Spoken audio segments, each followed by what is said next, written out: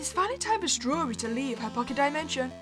I'm Meeka Nomicon, and this is Berrywitched, the harvest. Okie dokie! Just a few more touches. You delicately placed the fruits on top of the freshly baked pastry. You made sure to put mint frosting on top of the black forest cake, and carefully placed strawberries on the rim. Perfect! You grabbed the kitchen knife from the counter and cut 6 perfectly even pieces, all while humming a gentle tune.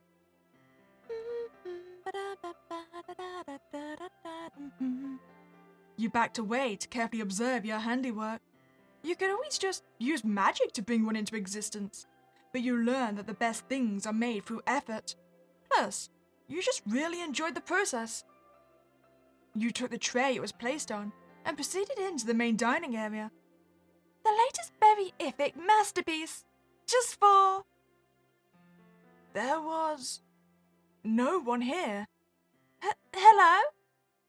The quiet was starting to get to you. It was an unnatural quiet.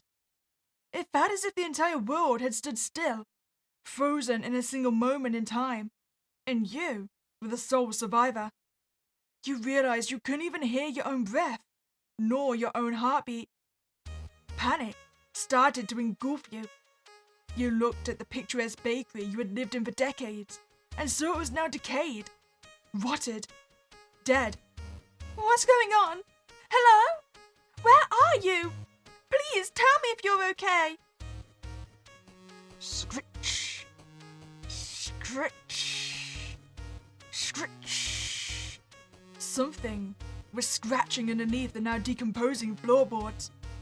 You saw a few disgusting fingers snake their way out between the cracks in the wood, their flesh grey and sickly. Like a rabid animal crazed from the smell of its next victim, they desperately clawed and growled as they pushed against their wooden prison. You clambered back against the wall. Fearing that even a single whine would provoke them to attack, you covered your mouth. You shut your eyes tightly, reciting a phrase in your head, a silent prayer to the beginners. The scratching ceased. All was still. All was calm. You slowly opened your eyes. The shambling corpse was now standing in front of you. Maggots and flies were nesting in their head, crawling, burrowing, feasting. You let out the scream that was desperately kept inside your chest and pushed the ghoul to the ground. You began to make your escape, running as fast as you could. Ah! Like the beasts that they were, they galloped toward you on all fours. Their muscles tore themselves apart as sinew and gore flew off of their body from exertion.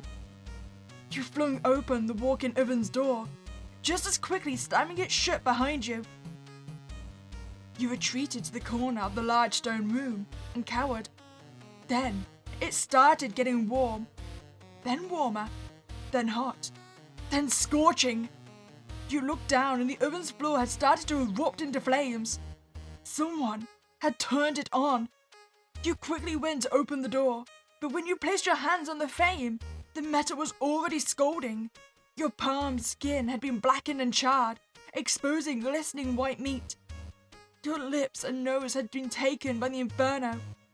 You looked nothing more than a horrific creature of red meat.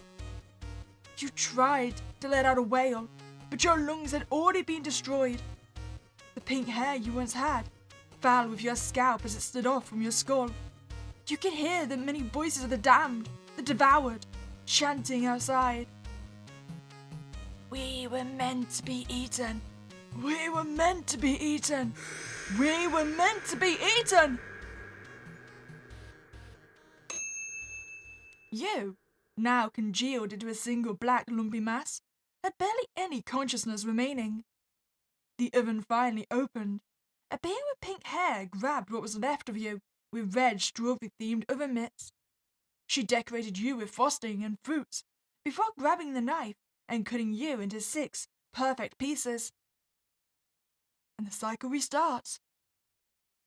You gasped awake, drenched in cold sweat. You quickly touched your face, your chest, your stomach. You weren't burning anymore. The sigh of relief you gave carried with it all the tension your body had built up. You looked at the corner of your empty room.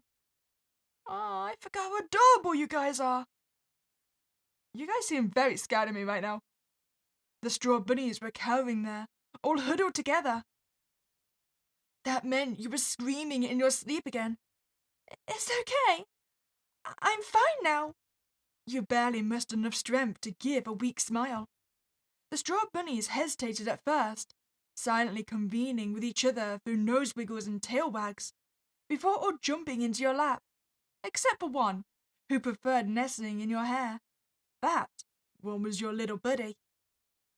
They were so comforting and cute, you contemplated just cuddling them in your arms and drifting back off to sleep. However, what was once an escape through sleep turned into a nightly routine of torture. You didn't want to frighten them again, but you knew that you wouldn't be able to rest without them. They bore the hurt in order to make you comfortable. They truly were your creations. You rubbed the dust and eye gook from your face and managed to pull yourself out from your bed. You shambled down the steps, not even bothering to change out of your nightgown. You actually don't remember the last time you showered. Not that it really mattered. No one has been here in years. We really aren't doing well anymore. Strawberry, are you finally feeling guilty for what you did? Well, you always kept the main dining hall clean and presentable. Your room and your kitchen you decided to neglect. Upkeep had been seldom rewarded with actual use. You pulled up one of the dining chairs and slumped into it, and with a half-hearted wave of your hand, a strawberry-themed pocket mirror was given form in your other palm. Your reflection was ghastly. Horrible bags were under your eyes, and your hair was matted and tangled. From the edge of your sightline, the straw bunnies were clambering up and slowly bringing up a glass of strawberry latte. A morning routine as of late. You had originally never cared for caffeinated beverages, but a while ago, you realized it often wasn't the taste that kept people drinking it. It was the artificial energy that gave you the power to actually move on with your day that was the coveted desire. You remembered Mum's habit of drinking it too. Tears sprinkled onto the tabletop. Mom! You put your head into your arms in a meaningless effort to muffle your ugly sobbing. Mama! The straw bunnies made an effort to soothe you with nuzzles and nibbles, but it was ultimately futile. You noticed all at once. They stopped. You peeked out from your sleeves and saw that their ears had sprung up and they were all staring in the direction of the forest. That usually meant... Oh! Oh my! You quickly cast magic to fix your hair and pressed a gate to your nightgown into your normal red dress. It was a quick fix, but unnoticeable under a lesser trained eye. Hey! Please, can you cuties clean up and get the kitchen ready while I'm gone? I know it's been a while since we've done this, but I'm hoping you all have remembered. They all jumped in response. You returned a smile and leaned down to give your little buddy a high five. Wait, only your little buddy? Well, that's just favoritism. You exited the bakery into the ever-familiar woods, the canopy only letting small beams of sunlight through the oppressive foliage. You lifted your skirt to give yourself more knee room and lightly sprinted towards the forest's entrance. Finally, after who knows how much time, someone had paid a visit to your little spot in existence. Oh my! Are you hurt? Do you need medical care? Nah, the stupid freaking rock was poking out and I tripped over the damn thing. Bruised my head a bit. Honestly, Blueberry, you need to be more careful. We're in relatively unknown territory, and we have no idea what kind of enchantments may be present and active. Well, Miss Raspberry, maybe the enchantment in question is, let's just put rocks all over the beginner Forsaken helmet we made just to screw over this one blue bit. Huh? Guys? You squeaked out the word with a trembling voice. You didn't care if it was a dream. If it was, it would be the happiest dream you'd ever had. Oh my gosh, you guys! You jumped towards them with arms open and embraced the two closest friends you almost forgot you had. Your sorrows and pains burst forth as you smiled with pure euphoria. Strawberry! Holy crap! We missed you so much! They returned your hug with their own, squeezing you as if you would disappear at any second. No words were exchanged for minutes, but the pure emotion of a friendship found again after so long, the holes within your hearts finally mended. You held them so tightly, so that the universe would never take them from you again. Finally, you ended the tender moment when you realized something. You gently poked Blueberry in the shoulder. What took you guys so long to visit me? You asked lightly, with a hint of play. You knew the reason was probably valid. Dude. You dummy. We've been trying. It's just that the cows made it so hard to actually come and find you. Huh? Wait, cows? Raspberry gently flicked the back of Blueberry's head. The Council of Witches. Blueberry calls them cows on account of the council's acronym. Blueberry laughed with a snort. Yeah, I'm surprised I came up with it first. Excuse me. The proper acronym would just be CW. But all right. Raspberry put her hand on your shoulder and gave you a warm smile. You have no idea how happy I am to see that you're okay. Yeah, no offense, but we were worried you just decided to take a dirt nap and push up some daisies. Blueberry. Huh? What? What did I say? You were silent. Then you started to laugh. You laughed really hard, harder than you had in a while.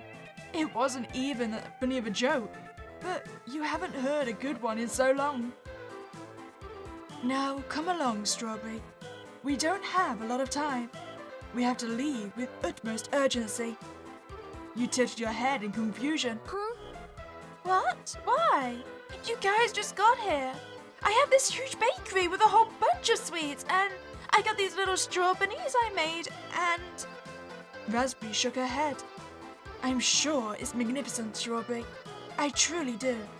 However, the time we have here is slim, and we need to evacuate the premises as soon as we can. The warm atmosphere that had surrounded the three of you before started to sour. You could tell she was trying to put on a brave front, but her eyes betrayed her true feelings. She was scared. No, not just scared. Terrified. What's happening? What's wrong? You see? I promise I will explain everything as soon as we are in a safer location. The exit you daydreamed about was finally here. However, you couldn't shake the feeling that, right now, something awful was on the path that lay ahead of you. However, despite the concern, a new confidence was unleashed within your soul, a drive rekindled by the reunion with your friends. All right. Okay, just follow me back to the bakery. I need to collect a few things, and then we can go. Strawberry, Trust me, they are very important. Raspberry looked at you, then looked down, as if rolling over statistics and odds in her head. Calculating, she looked back at you. All right. Okay, we can spare 15 minutes, but no more. That's all I need. The three of you easily trekked through the enchanted woods in under 3 minutes. Blueberry stared in awe when she saw your cottage. Oh my beginners. Strawberry, this place looks amazing. Is it made out of cake? Can I eat it? Well, you might as well try. By the sounds of it, it's going to get destroyed anyway. Don't eat my house. Please. Yawn. No fun. Why make it out of delicious stuff then? With no time for answering questions, you went right through the door. The straw bunnies were bowling on the counter with a couple of strawberry fruits and little bottles as pins. When they saw you enter, they quickly dropped their game and gave you full attention. The fruit that was already rolled spun off the counter and whipped all of the pins completely, landing on the floor with a splat. Get a ball. Buddy, Billy. I need you to grab essentials for a decently long trip. I don't know if we'll be back, and we need to make sure we have everything we strawberries gave you a tiny salute, and they all ran off except for Buddy, who stayed behind and gave you a quizzical glance. You crouched down and gently rubbed them behind the ears. I know. I'm not going to forget to grab it. I would never. They squeaked happily and rushed off to join their siblings. Raspberry pulled out an old silver pocket watch. It could magically match the time of wherever the cosmos its owner was located. It had been 13 minutes. Raspberry! Raspberry was startled a bit, but composed herself quickly. She took a long breath and exhaled. I'm sorry. I'm just worried that we're gonna be good. Don't worry. The sound of the front door swinging open drew their attention to you. A duffel bag was under your arms, and your loyal strawberries were in your bag and in your hair. You approached your friends, gasping for air. Your hands were on your knees as you attempted to rest. Sorry. You put your hands together in a pleading pose. I know that it took longer than I meant it to, but I needed to find something very important, and it took a bit of time. It's okay, as long as we're all here now. Raspberry snapped closed the trinket and placed it within her pocket. In its place, she retrieved a silver skeleton key engraved with the logo of the council. She inserted it into the air, only to magically create a rectangular portal filled with purple-colored magic. Strawberry. Come along, Strawberry, my dear friend. You've been here long enough.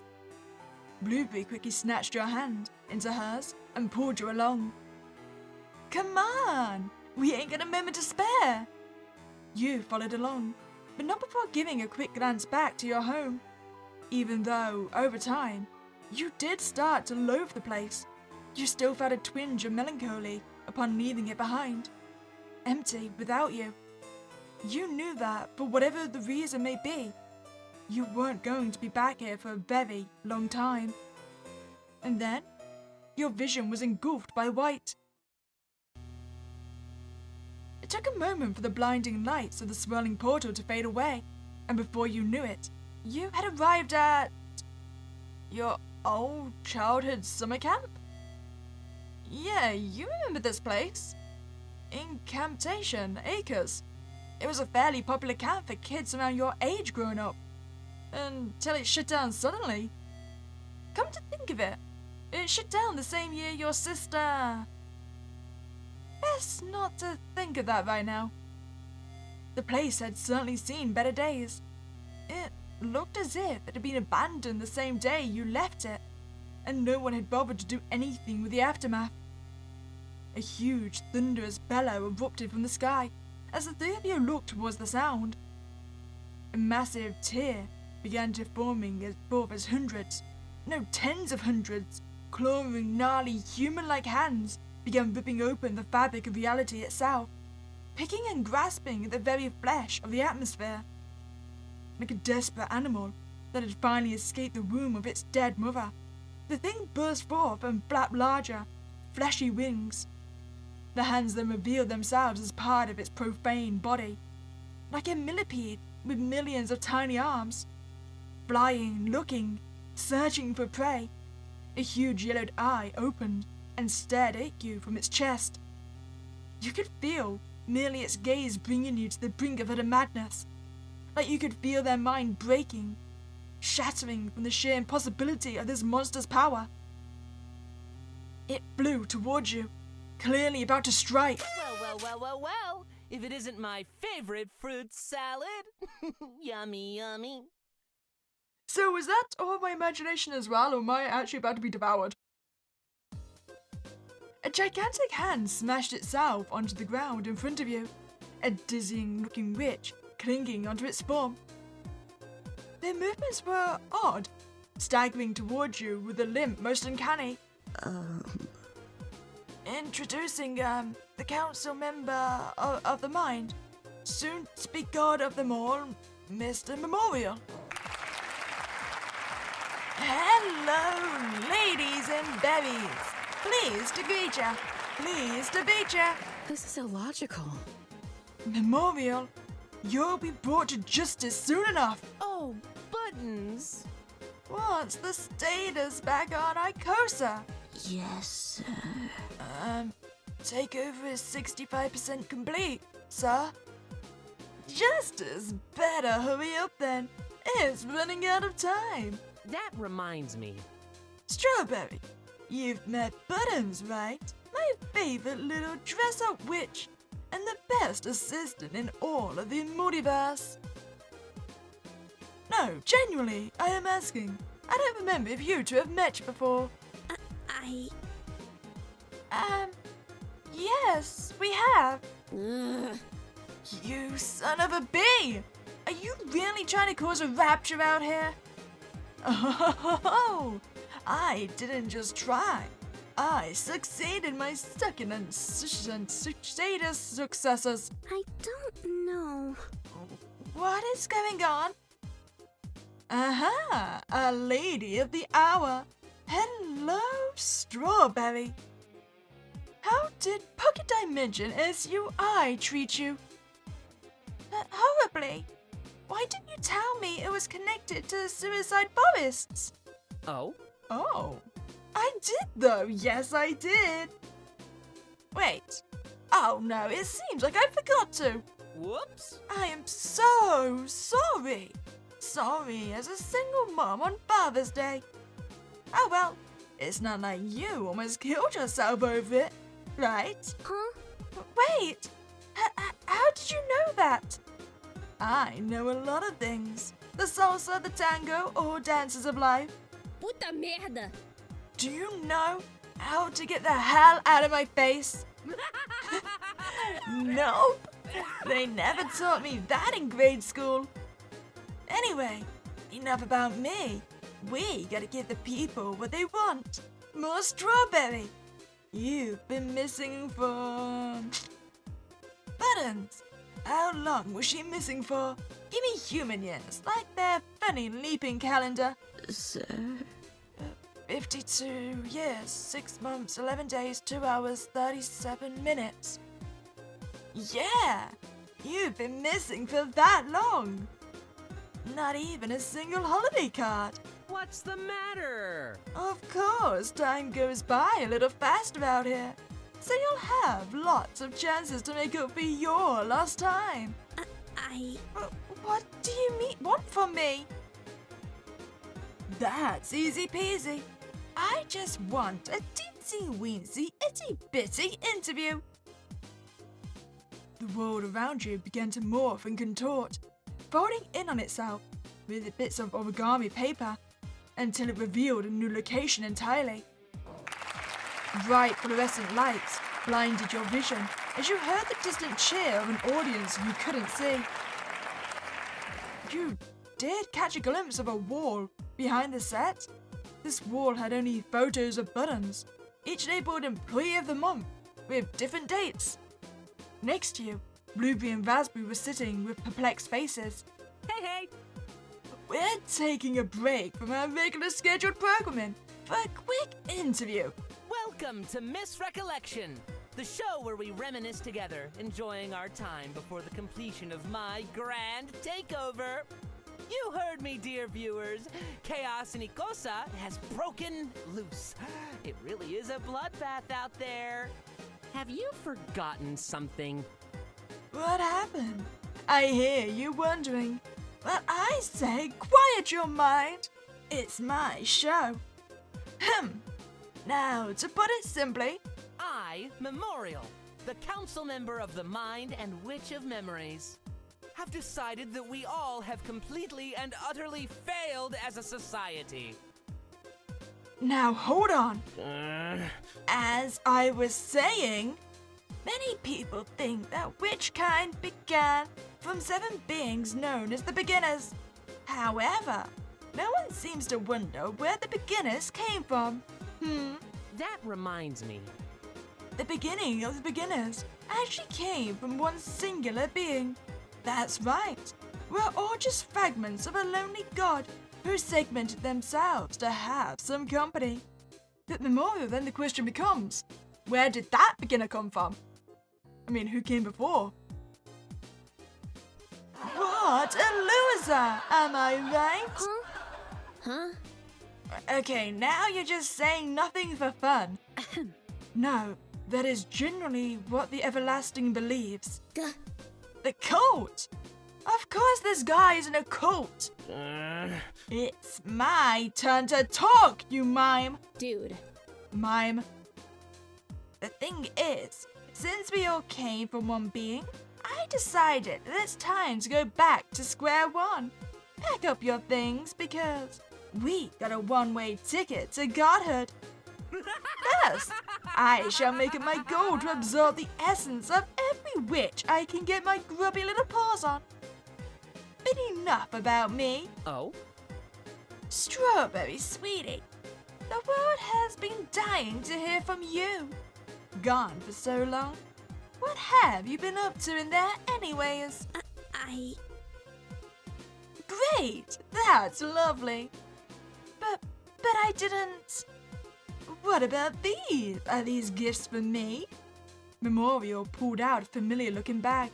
You found around your person, realizing he had taken your bag from you at some point. Oh, wait, but that's... Whoops! Whoopsie daisies! Before you knew it, Memorial opened the bag and tossed it into the air. Bones began to scatter themselves out of the bag, as if magically carried by invisible forces beyond your control. Whoa! Are those bones? Strawberry! Ah, did I do that? You started sweating, shaking silently in your seat. Now, what were you doing with Bones, huh, Strawberry? Throwing a skeleton party without us? I'll tell you what, how about we make things a bit more interesting here?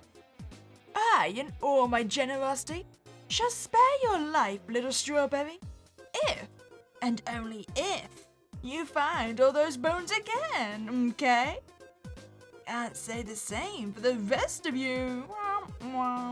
Ugh. The hell are you trying to do? Jeez, Blueberry, put on your listening ears for once. Here, I'll give you a demonstration. You are not going to kill the straw bunnies, are you? Kill any of the other characters, that's fine. Memorial snapped his fingers, bringing forth your 3 little straw bunnies on top of his desk, and sinking feeling entered your gut as you reached over to scoop them up.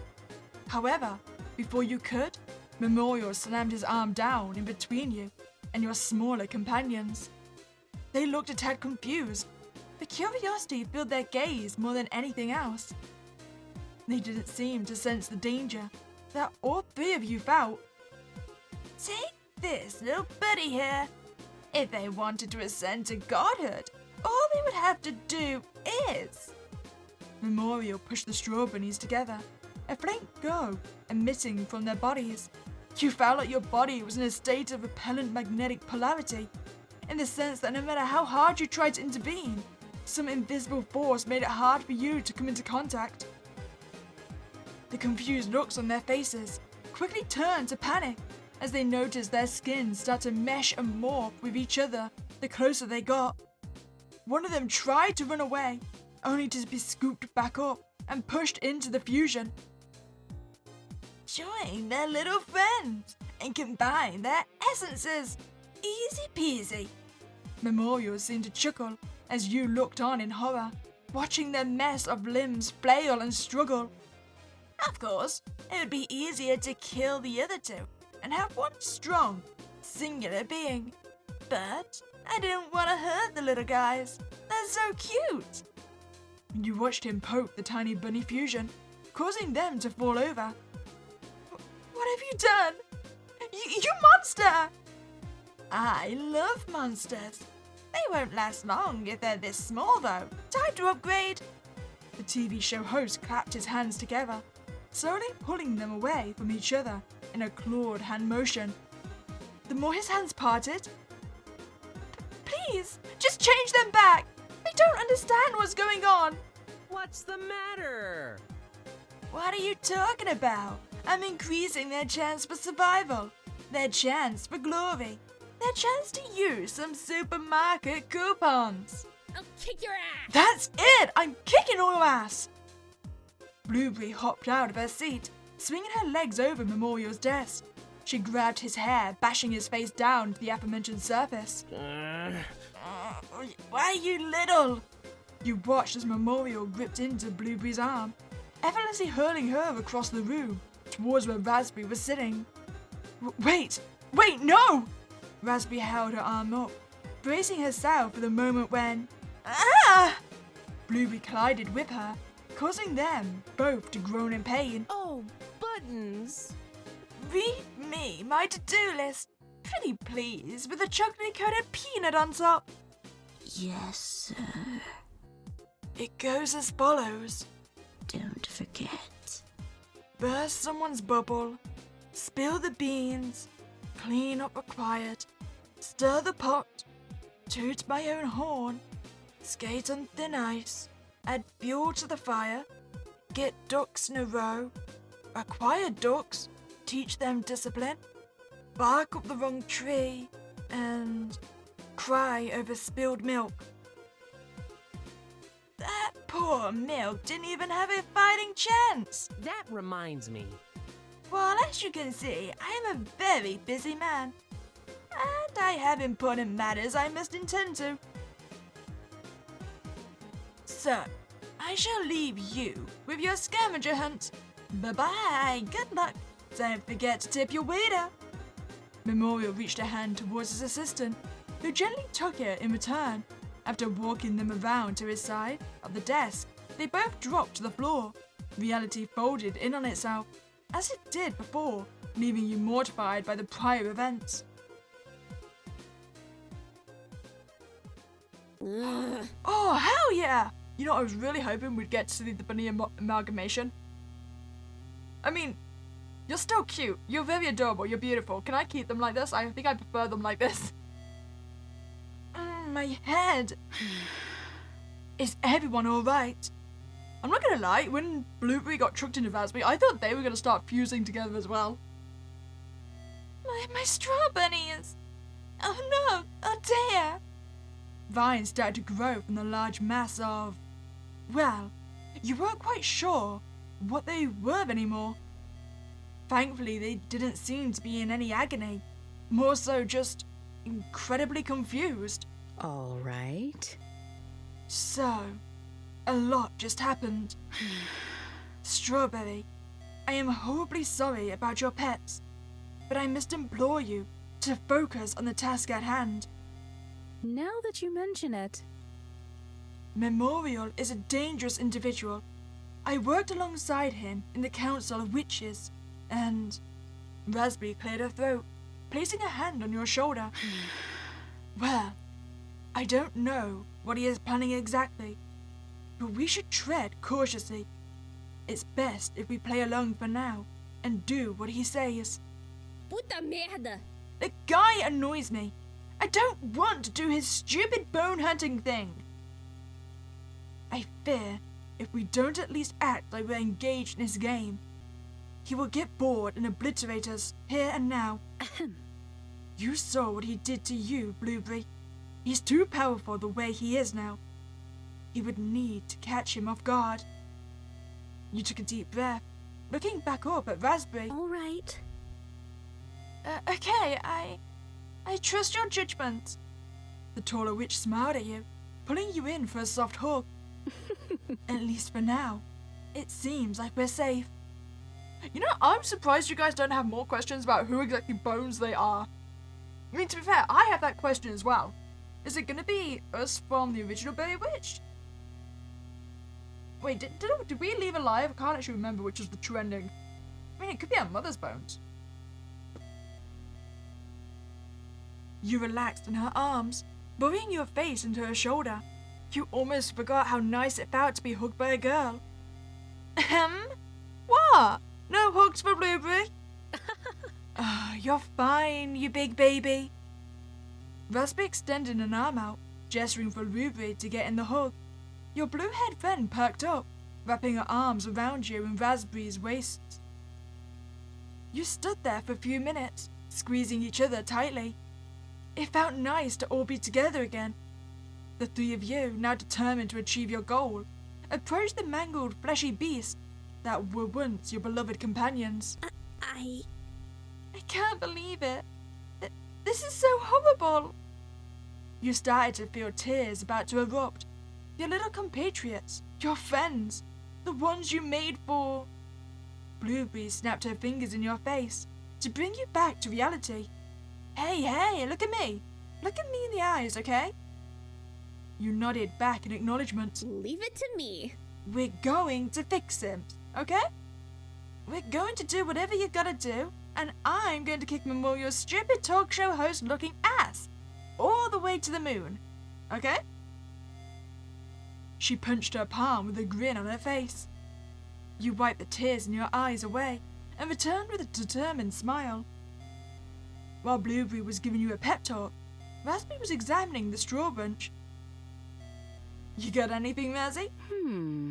Well, thankfully, it seems that it's just strawberries that consists of their makeup, so potentially we could easily cut through it, but it would advise other options before we do that. Sure thing. We should look around, see if we can find anything to burst it down then. Come on, Strawberry. I mean, even though their composition is strawberry, I think cutting them into 3 pieces is still going to really hurt them all. She patted you on the back before rushing off. You were glad you had your friends with you. You didn't realize just how much you missed them until now. So, what's our plan? I mean, can I go see my friends? You guys aren't strangling on the vines, are you? You hesitantly approached the creature, reaching your hand up for one of the heads in an attempt to soothe them. They thrashed about, avoiding your hand. It seemed every part of the straw bunch was trying to go in different directions. Being stuck in a bundle of vines certainly wasn't helping. You'd better find some way to help them get free. Fast! Can I not just yank on the vines? The vines before you seemed to be completely trapping the straw bunch. If only there was something you could use to destroy those. Okay, so... Oh, we got an axe! Oh? Hey, a weapon! Blueberry picked up the axe, giving it a twirl with her hands. Oh, perfect! Do you mind holding on to that, Blueberry? I trust you more with it than I do myself. Leave it to me. Roger, Roger. I'll be your own personal knight in shining armor, ready to attack. Okay, so now can we cut down the vine? Huh? Oh, what's this? The spine seemed to be firmly wrapped around the straw bunch, trapping them and rendering them unable to move. Blueberry! Hey, Blueberry! Can you come over here for a second? Blueberry walked over, the axe resting behind her head, between her shoulders. Huh? What's up? Hey! Can you do one weird thing for me? Could you pretty please chop this vine? Blueberry looked puzzled. Oh? The vine? I mean, I was just gonna swing at the... Don't do that! You spoke up so fast, you startled yourself along with Blueberry. Okay, I got it. Blueberry hacked the vine apart with one good swing. The vine quickly shriveled and decayed within a matter of seconds. Whoa! Let's try finding more of these strawberry vines. We might be able to free them. Huh? Well, if they're strawberry vines, can't you just do some magic and tell them to screw off? You shook your head. Whatever Memorial I did to the strawberries, his enchantment is completely overpowering mine. I can't do anything. Sure thing. Ah, that makes sense. Okay, so get more vines? Another one bites the dust. Wait, so what was I click on the strawberries? Would she actually just chop them off? Oh, I don't think I'm allowed to. Oh, that's fair enough. Almost there. And then one more around the neck. You guys are free. And they're gone. Once you had cleared the final vine in your way, The creature before you scurried off deep into the woods. You could hear the rustling of bushes and trees as they trampled practically everything in their path. Aww. Hey, it's going to be okay. We'll find a way to fix them. She rubbed your back to try and calm you down. You almost let it help you, but your eyes spotted something nearby. A pile of bones? You gently brushed off Blueberry and marched towards the remains.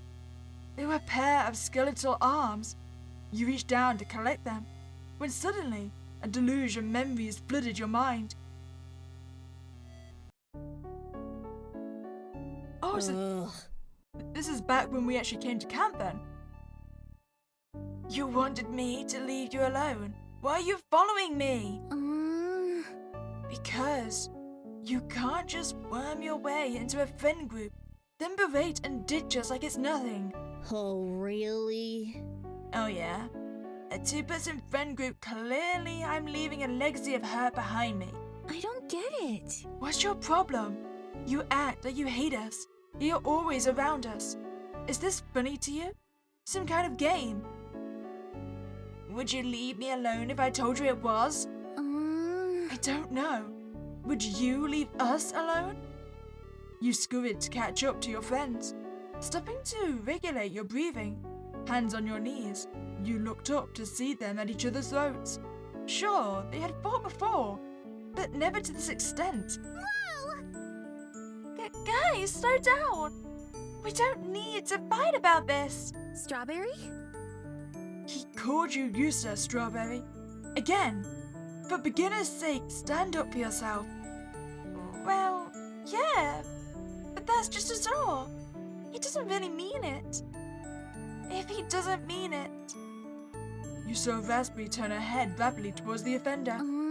Then he should apologize. Why should I apologize? I get it, you guys don't like me. The message is loud and clear. We would like you a lot more if you treated us as equals. Oh? I mean, I still like you. Raspberry shot a glare at you. You had never seen her so angry about something. You took a step backwards. You know when to pick your battles. Raspberry. Look, I think I know what the problem here really is. You're jealous of me, right? Huh? Excuse me? I get it. I mean, I'm Azure, Henri Weep, eldest son of the Henri Weep family. Azure, what is it exactly that your family actually does? The Henri Weep family has been around since the founding of our city, Icosa. We're the longest line of weaponry witches to ever exist. Strawberry? We're practically the backbone of our modern military. Does this not ring a bell to you? Maybe. Oh, yeah. I think I remember hearing something about that. You lied for your teeth, trying to soothe a huffy Azure. I don't get it. Why would I be jealous of you? You don't even have your speciality yet. What if you don't end up a weaponry rich, huh? Huh? It's in my blood. I have to be one. I just haven't found the right weapon yet. At least I have a life of high esteem ahead of me. What do you have, huh?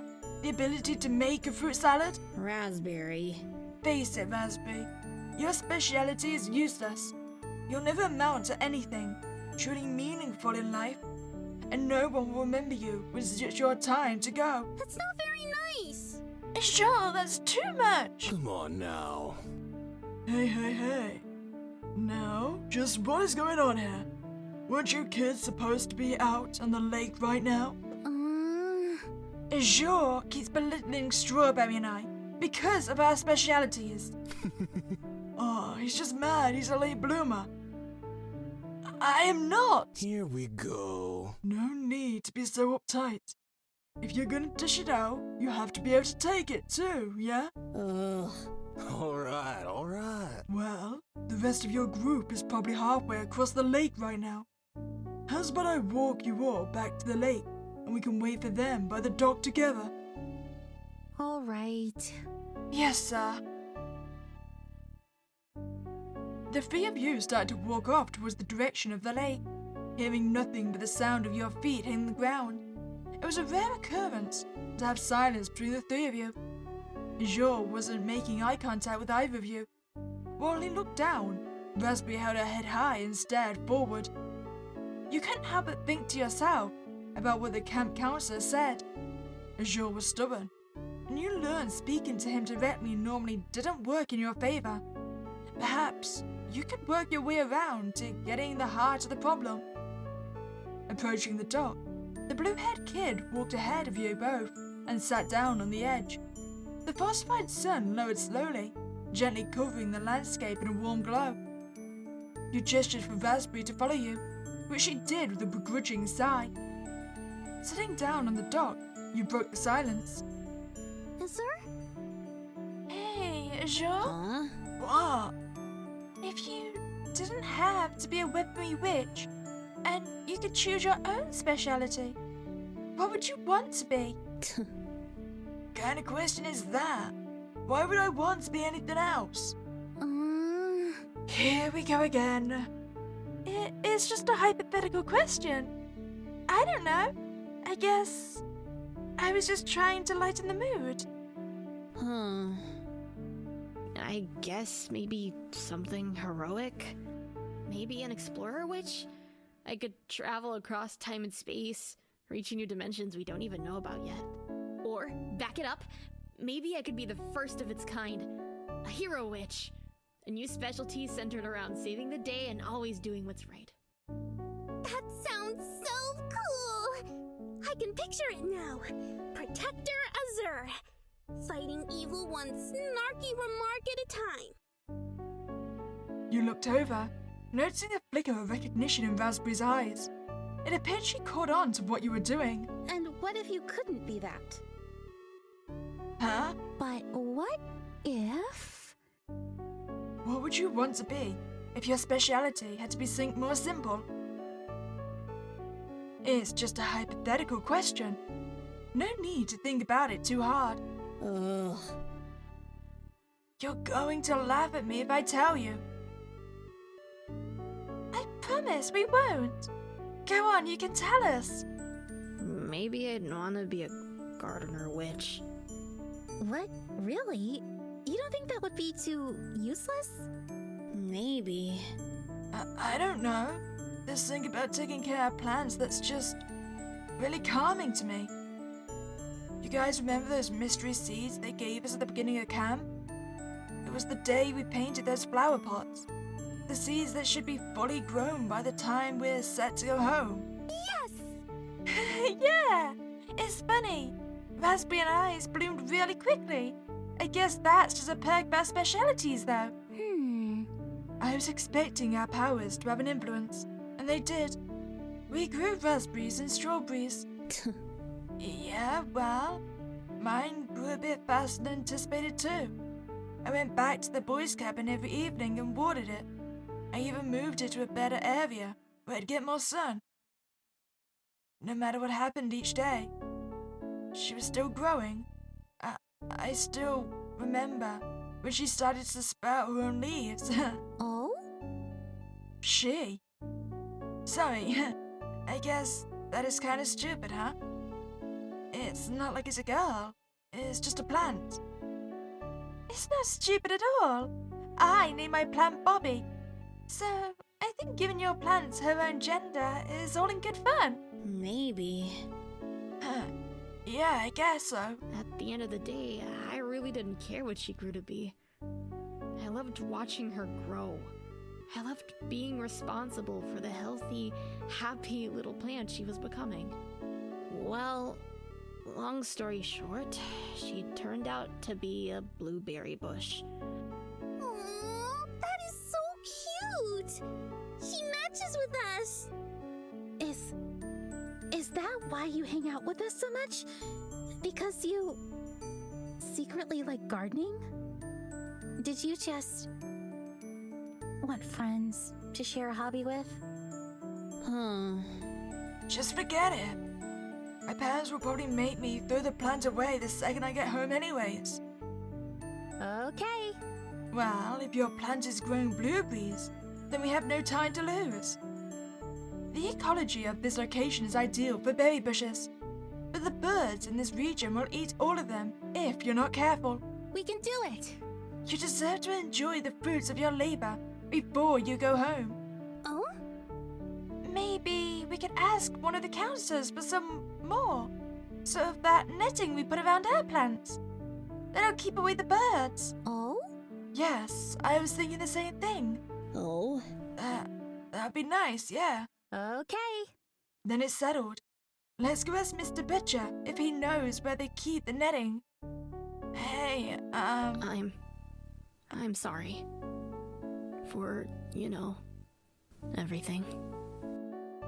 You and Raspberry exchange glances, giggling at each other. Ugh. Whatever, I apologize. Are you happy now? Yes! Apology accepted. All right. Well, it's a start, at least. But you need to be nicer to Strawberry and me. I will. Maybe. Come on! If we hurry, we can place the netting and still get back in time to greet everyone at the dock. You grabbed onto Azure and Raspberry's arms, dragging them back to the counselor who guided you through before.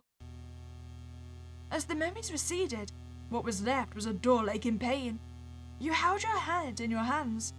It felt like someone clawed their way into your brain and began to pull out parts of yourself, like ripping a film reel out of a projector. You blinked a couple of times to reorientate yourself.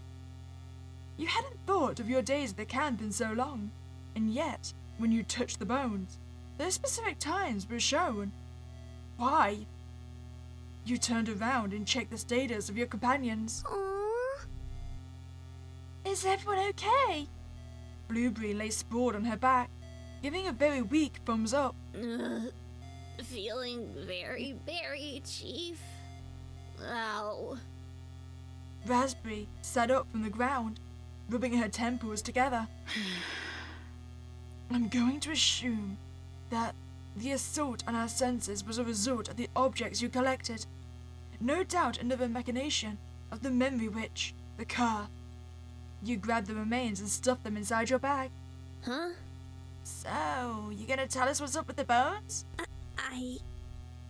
It's just... Well, Whoa, hey! I'm not trying to dig up any skeletons in your closet. That was unintentional. Dude.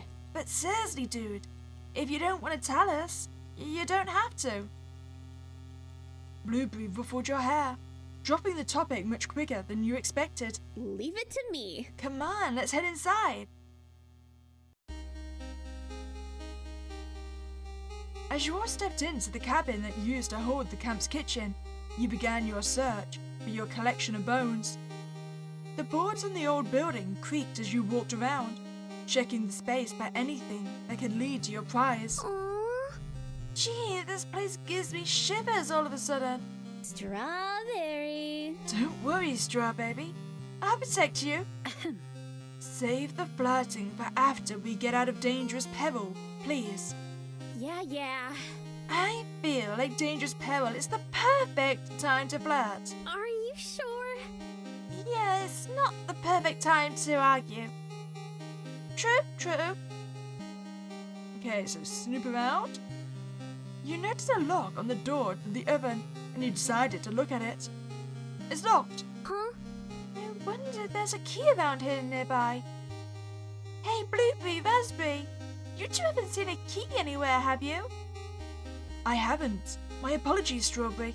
Nah, but you think they're hiding something tasty in there? I mean bones, maybe.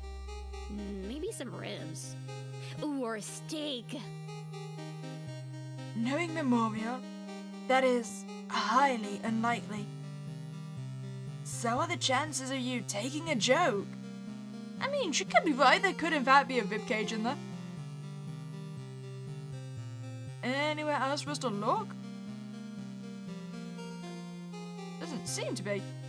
Wait, rotting foodstuffs litter the dilapidated shelves. Curiously, the potatoes were still growing. Oh? That's so cool. Also disturbing, but cool. I don't know. How can they still be alive after all this time? You see? Potatoes can easily grow in various environments. Realistically, all they really need is soil and a warm temperature.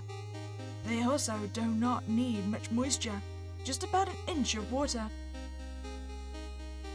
These babies can survive anything. Survive anything? You hoped one day you could be as resilient as a potato. Oh, there we go. So if someone calls you a potato, take it as a compliment. They're calling you resilient. This empty. What? Are you expecting more? What's the suspicious stain on the burner? The stove was rusted. Leftover food residue was stuck to the grates. Out of curiosity, you tried turning on the knobs. Nothing happened. You know, I've been meaning to ask, how was it? Huh? How was what? Your bakery. You paused. That question was complicated. You took a few seconds to prepare your answer. The bakery itself was amazing. It had a great location in the woods. During the afternoon, the sun would hit the windows of the dining area perfectly, and a ton of natural light would be let in. I had this wonderful display case where people could look at the various desserts I made too. Oh? Yeah? What was your favorite part? I bet. That's relatable. Okay, maybe the walk-in freezer, is that gonna have it? Okay, it might be a long shot, but hopefully there might be something useful here. Oh. Wait, I'm not sure what I'm most suspicious about. The rather graying meats or whatever the hell. Oh, is that the potatoes? Just growing all the vines everywhere? You expected it to be cold, but never in your life had you felt freezing temperatures this intense. You couldn't shake the feeling that something important was here. However, best make it quick. Oh, wait, so will I actually die here? Wait, sweet, so if I die here, is this an ending? Your body started to succumb to the cold of the freezer. You could feel it become harder and harder to move your limbs. As you struggled to find the key and get out of this accursed thing, you spotted it in the distance. But it was too late. You couldn't move your legs anymore. The ice traveled up your body and began to freeze into your see-through ice sculpture. You remained alive, surprisingly, but there wasn't much you could do aside from stare straight in front of you. There wasn't anything you could do when you heard the front door open. There wasn't anything you could do when you heard your friend's blood-curdling screams through the chamber. There wasn't anything you could do when Memorial opened the freezer. There wasn't anything you could do.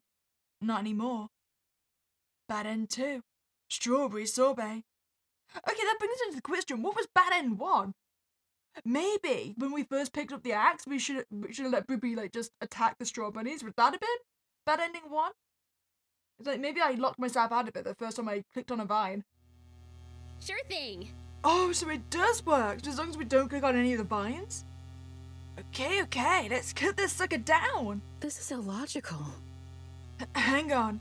Before we do anything rash, let's finish looking around. Duh. No time, Raz. It's now or never. Blueberry gripped the axe with both hands, and with a massive swing, gouged the axe deep within the straw bunch. Blood and juice exploded from the wound and covered Blueberry in fruity pulp. Ugh. Nasty. What are you? She pulled back the axe and swung it again. Loud crunches could be heard as Blueberry continued to tear into it. Hey, I think I'm getting somewhere. I think I can just tear through this with my hands. Stop! You can't! She shoved her arm into a hole within the mass of pink flesh and started to pull it apart. However, the straw bunch suddenly and rapidly began to pull itself back together. Blueberry could no longer free herself. What's going on? Blueberry's skin started to fuse with the straw bunch. It slowly began to pull her in, absorbing her mass into its own. Blueberry, no! Raspberry rushed over to her side and desperately tried pulling her away from the mass of strawberries in agony. Unfortunately, it was no use. Raspberry! Please! I'm sorry! I don't want to die! Help me! Strawberry, what are you doing? Get over and help! She's getting sucked in! You couldn't move. Your friends, your straw bunnies, everything you loved, kept getting twisted and mangled. You stared at the empty expression. Raspberry kept desperately trying to free one of her best friends. Oh, goodness, it hurts! It hurts! Oh, damn! You watched as Blueberry's organs were pulled from her body, joining the now mass in a cacophony of screams and bloody squelches. Then finally, with one last soulful scream that dissolved into weak gurgles, her entire body fused with a straw bunch. Raspberry collapsed, letting out the most painful cry she had ever done in her life, at least to your knowledge. The only thing left to be heard was the distant laugh of a mad god. Well, there's our bad-ending one. A blueberry cobbler. Okay, let's try that again. So where was that key? It said somewhere in the distance.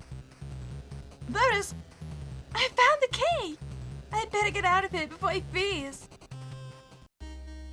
That was very close. Okay, so what you're hiding in the oven? With a satisfying click, you unlocked the oven. The three of you were met with the sight of an intact ribcage laying right inside. Oh, I so caught it! Oh, come on! I was just kidding. You looked over at Raspberry, who was stifling a chuckle. She took a deep breath in and regained her composure. Oh, This belongs to you, right, Strawberry? Yeah, that's mine. All right. You reached out a shaky hand towards the oven and gently picked up the ribcage as if it could break at any moment. Similar to before, your head started spinning and your vision slowly faded out. You pushed open the door to the kitchen, your stomach rumbling, looking for a midnight bite. Originally, you had planned to just sleep through the hunger. You've had trouble eating anything since the instance a couple of months back. Now, however, it was too much to bear. You had to eat something. Fruit snacks would be just what you needed. Fruit snacks were about the only thing you would eat at the moment. The snacks were in the shape of your favorite cartoon, Detective Ducky. It was a cartoon show about a duck who was a family pet by day and a crime-fighting detective by night. It brought you comfort and comfort helped you eat. Wait, is that essentially just Perry the Platypus? He had his own independent show and became a duck. I like it. You snuck by all your bunkmates to get here, stealthily walking through the dark woods by yourself. But you had to. The dull pain in your belly couldn't be ignored. The sink seemed to have been used recently, plates dripping next to it from just being cleaned. The oven looked... You glanced away from it. Bad memories. You spotted the walk-in pantry to your right. Thank the beginners. You gently stepped over to the pantry's door. And you slowly opened... Strawberry? Ah! You spin around quickly, only to be met by two of your friends. Geez, Strawberry, you woke us both up with your little escapade. And now we can't get back to sleep. Huh? I'm sorry, it's just... I didn't eat much today and I feel like I'm starving. Huh? What do you mean? They made a ton of burgers for us for dinner. And we had bacon and eggs for breakfast and... Azure? Raspberry gave a glare. Azure looked confused at first, then looked back at you, slowly piecing it together. You didn't eat meat anymore. You just couldn't stomach it. Oh, I understand now. Have you informed the counselors about it? Maybe they would change the dietary plan for you, make an exception. You shook your head, dismissing the idea. I don't want to bother them, or be treated differently because of it. It's not that big of a deal, really. Azure crossed his arms, raising his eyebrow. Oh, really? Do you really think a guy called Butcher would be all down for the planned-only lunch plan? Oh? That's a bit insensitive, don't you think? You can't be serious. Like, who in this plane of existence hires a guy called Butcher to run a kid's summer camp? Not to mention... Their voices trailed off as you quietly snuck over to the pantry. You saw numerous canned goods, boxes, bottles, and other miscellaneous food items placed on the shelves.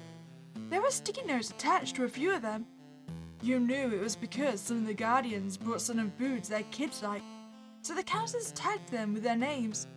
Miss Inquiry made sure they had your comfort food stocked here too. You really missed her. You spotted your Detective Ducky fruit snacks at the top of the shelf, just barely out of your reach. You looked to see if there was anything you could use to reach them, but apart from a few flimsy barrels and bins, it didn't seem like your answer was in here. You stepped back out into the kitchen as you and Raspberry were still arguing, but it evolved from questionable counselor positions to current fashion trends. They noticed you exiting from the pantry. Oh? Is everything okay? Maybe. The snacks that I was going to get are on a high shelf that I can't reach. The two witches looked at each other, nodded, and looked back at you. We can do it. We'll help. Perhaps there is something around here that we could use to get it safely. Yeah, we'd be jerks not to help our friend at least eat something when she's starving. I mean, you guys could just lift me up. You seem strong enough. Looking around the kitchen with your friends, you moved over various pots, pans, brooms, jars, bottles, and dishes before you eventually scanned your eyes over a glistening sparkle deep within the cabinet under the sink. You scurried over, and when you opened the wooden doors, you spotted a small silver button tucked away in the back. You reached out and pressed it. All three of you spun around at the loud metallic groans that emanated from the oven. Damn! All right. Language. Huh? Language! Guys, Raspberry. the loudest ass of sound just exploded from beginners knows where. Everyone in the entire camp is probably awake, and all you can worry about is language. Guys! Well, your yelling isn't making our situation any more discreet. I'll show you discreet, you pedantic little... Guys! Raspberry and Azure both looked at you. The oncoming brawl that seemed to have been approaching now passed by. You marched towards the oven to see what could have possibly made such a sound. Huge commotion. You peered inside. Inside the oven seemed to be a tunnel underground. A metal ladder clung to its side, leading into its shadowy depths. No way! That's peculiar. Guys, I think we should leave. You could feel it, that cold chill that would twist itself around your spine.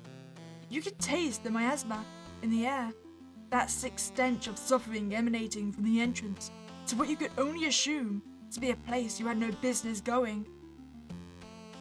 Yes, better to keep to ourselves and just continue looking for the stepladder. No, it's fine. We need to go. I'll be okay for another night. Wait a minute. Azure held up his hand to signal a stop. His expression was curious. I say we check it out. I don't get it. Are you insane? Now, hold on, hear me out. We all agree that we can feel something is wrong with this camp.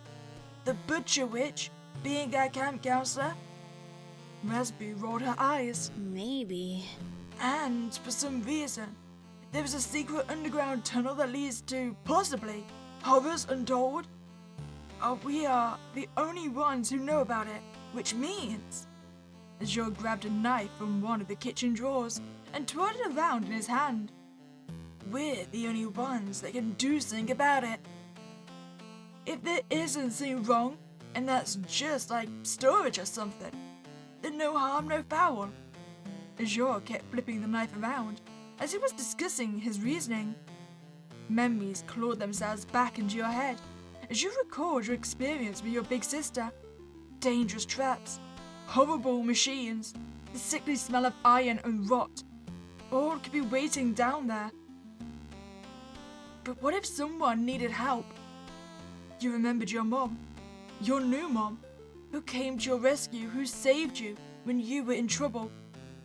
If someone was down there and needed help, even if it was the slightest possibility, you were going to do what Mum would do. Let's go. Huh? Excuse me? Oh yeah, Big Strawberry taking charge. I don't get it. Are you sure? Considering what happened, I don't want to leave if somebody might need help. We're the only ones who know about this right now. I can't help but at least check to see if everything's okay. I don't want people to go through that. Not anymore. All right. Okay, I'll go too then. More power in numbers, right? Actually, I think one of us should stay up here in case someone closes the ladder on us so they can repress the button for us. Azure came in and pulled the two of you close in a hug. What would I do without my team? Oh? Team. Yeah, this makes us a team now. A team of daring, dashing adventurers. You made fun of us literally yesterday. I'm trying to change my attitude. The ladder climb took a good 5 minutes to descend.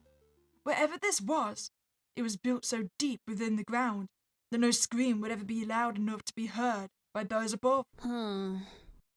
So damn dark down here. Careful, everyone. Oh? Can anyone see a light switch or a rune? You think this place is old as this? There'd be a switch? Well, while the camp itself was built long ago, this place seems more recent in comparison. So I just run my hands along the walls and find, voila! A shrill whine echoed the halls, so much and so fast that it seemed to almost explode from critical mass. But just before, stabilized into constant dull hum. Oh? This place looks, unfinished. Be very careful and quiet. We hunt rabbits. Azure put his hand over his mouth to cover his snicker. Azure, take this seriously. Oh, come on. The game is a great tension breaker. You felt your legs getting heavier and heavier with each step. This place was reminiscent of Cherry's workshop. Less bloody, but the atmosphere felt the same.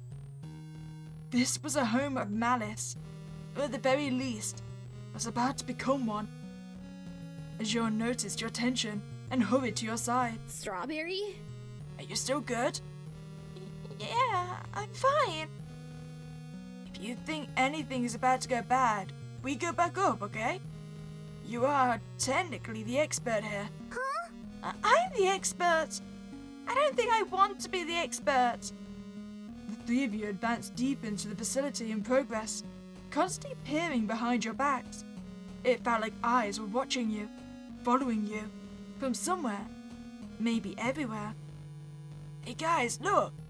Azure poked to the intimidating middle door, revealing it to be slightly open. Oh? Should we go in? Well, to be frank, it seems everywhere else is either barred off or well hidden. I doubt our progress could advance further, aside from this. Yeah, what Razzie said. Please, don't call me that. You made your way into the next room.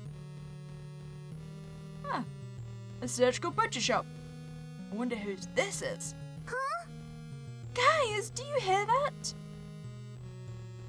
You turned to the source of the sound. A table in the middle of the room was making slow, quiet but noticeable noises. Something was on it, but you couldn't quite make it out. You motioned with your hands for the others to follow you, creeping ever so gently towards the source of the small sounds.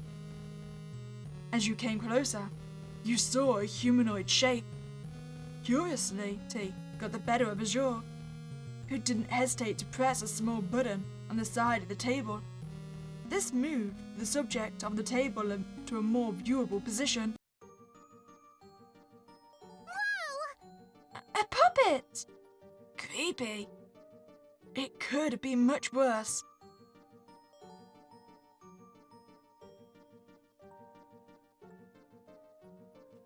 The puppet seemed to be made of something glassy, maybe porcelain. It looked like if you touched them ever so slightly, they would shatter. On their chest was a number, an engraved 0. Oh, what do you think the number means? Unclear. Design version? Perhaps a counter of some kind. Something about this doll was troubling to you. You couldn't figure it out. Was it the eyes, the teeth, the hair? The hair. The way it was curled.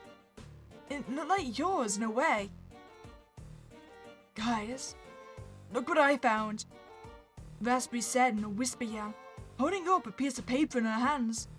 You and Najor looked it over, still hovering over the doll like being in front of you. The prototypes, the pitch, the questions that have been plaguing the minds of everlasting members for years. What do we do when which society is made up of only us? How will we get essential work done? Have we finally been answered? Introducing my new prototypes, being completely incapable of using magic, fueled only by the minimal amount of essence necessary to function. These beings are perfectly moldable. You can make them however you'd like, and they'll follow suit. They're designed to follow orders, and inclined to be most loyal to whoever gives them. For things like paperwork, copy runs, or even manual labor, look no further than your loco prototype to get the job done. Name pending change. Gears, the inventor which... Huh? Wait, this is an everlasting base. Azure looked immensely concerned, noticing your panic. He looked like he was regretting all of his decisions leading up to that moment. You looked back over at the doll, the prototype. Their head turned to you. Ah! Azure quickly grabbed you and threw you behind him, placing an arm in front of you protectively. Stay back! What is that? You peeked over Azure's shoulder. That thing was reaching out toward you. We need to go, now! Azure grabbed your hand, and the three of you darted back towards the entrance of the facility. None of you dared to look back. This was the proof you needed. Something was wrong here, and everyone was in danger. You quickly ascended back towards the surface, and covered your tracks as best you could, before returning to your cabins. In the end, the three of you argued amongst yourselves on what you should do. On one hand, you didn't feel right just doing nothing and pretending like you didn't see anything. On the other hand, you three were stuck with no connection to the outside world until camp was officially over. So, you all agreed to keep it a secret, for now. The next few days went by agonizingly slow. Then, when it came time for your parents to pick you all up, you told your mother. She was a detective witch after all.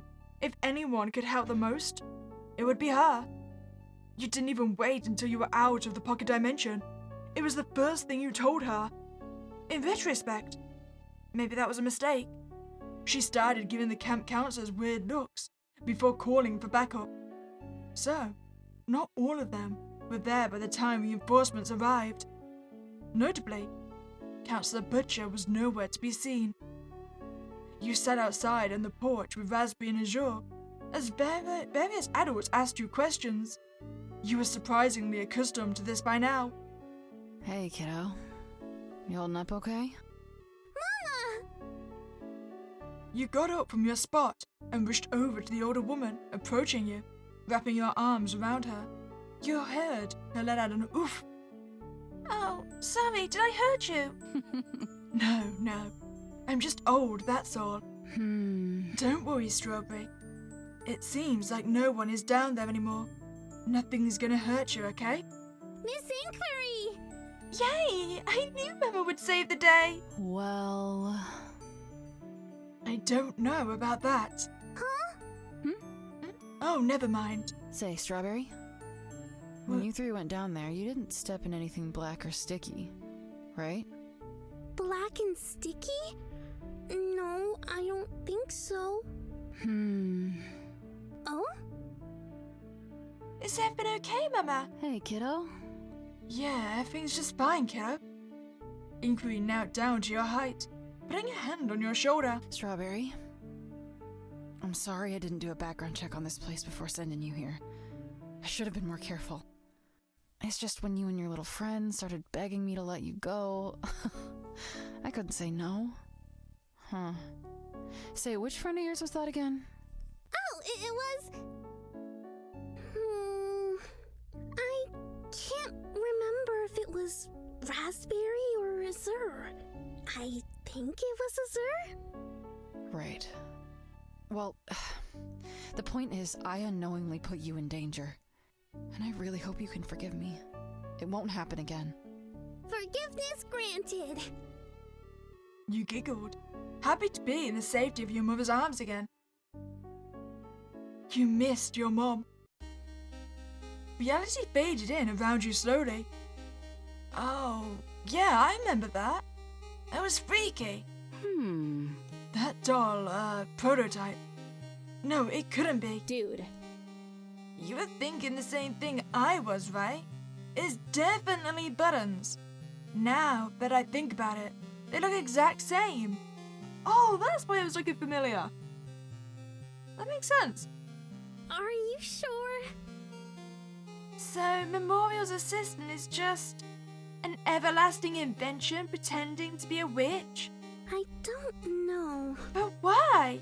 This still doesn't make any sense to me.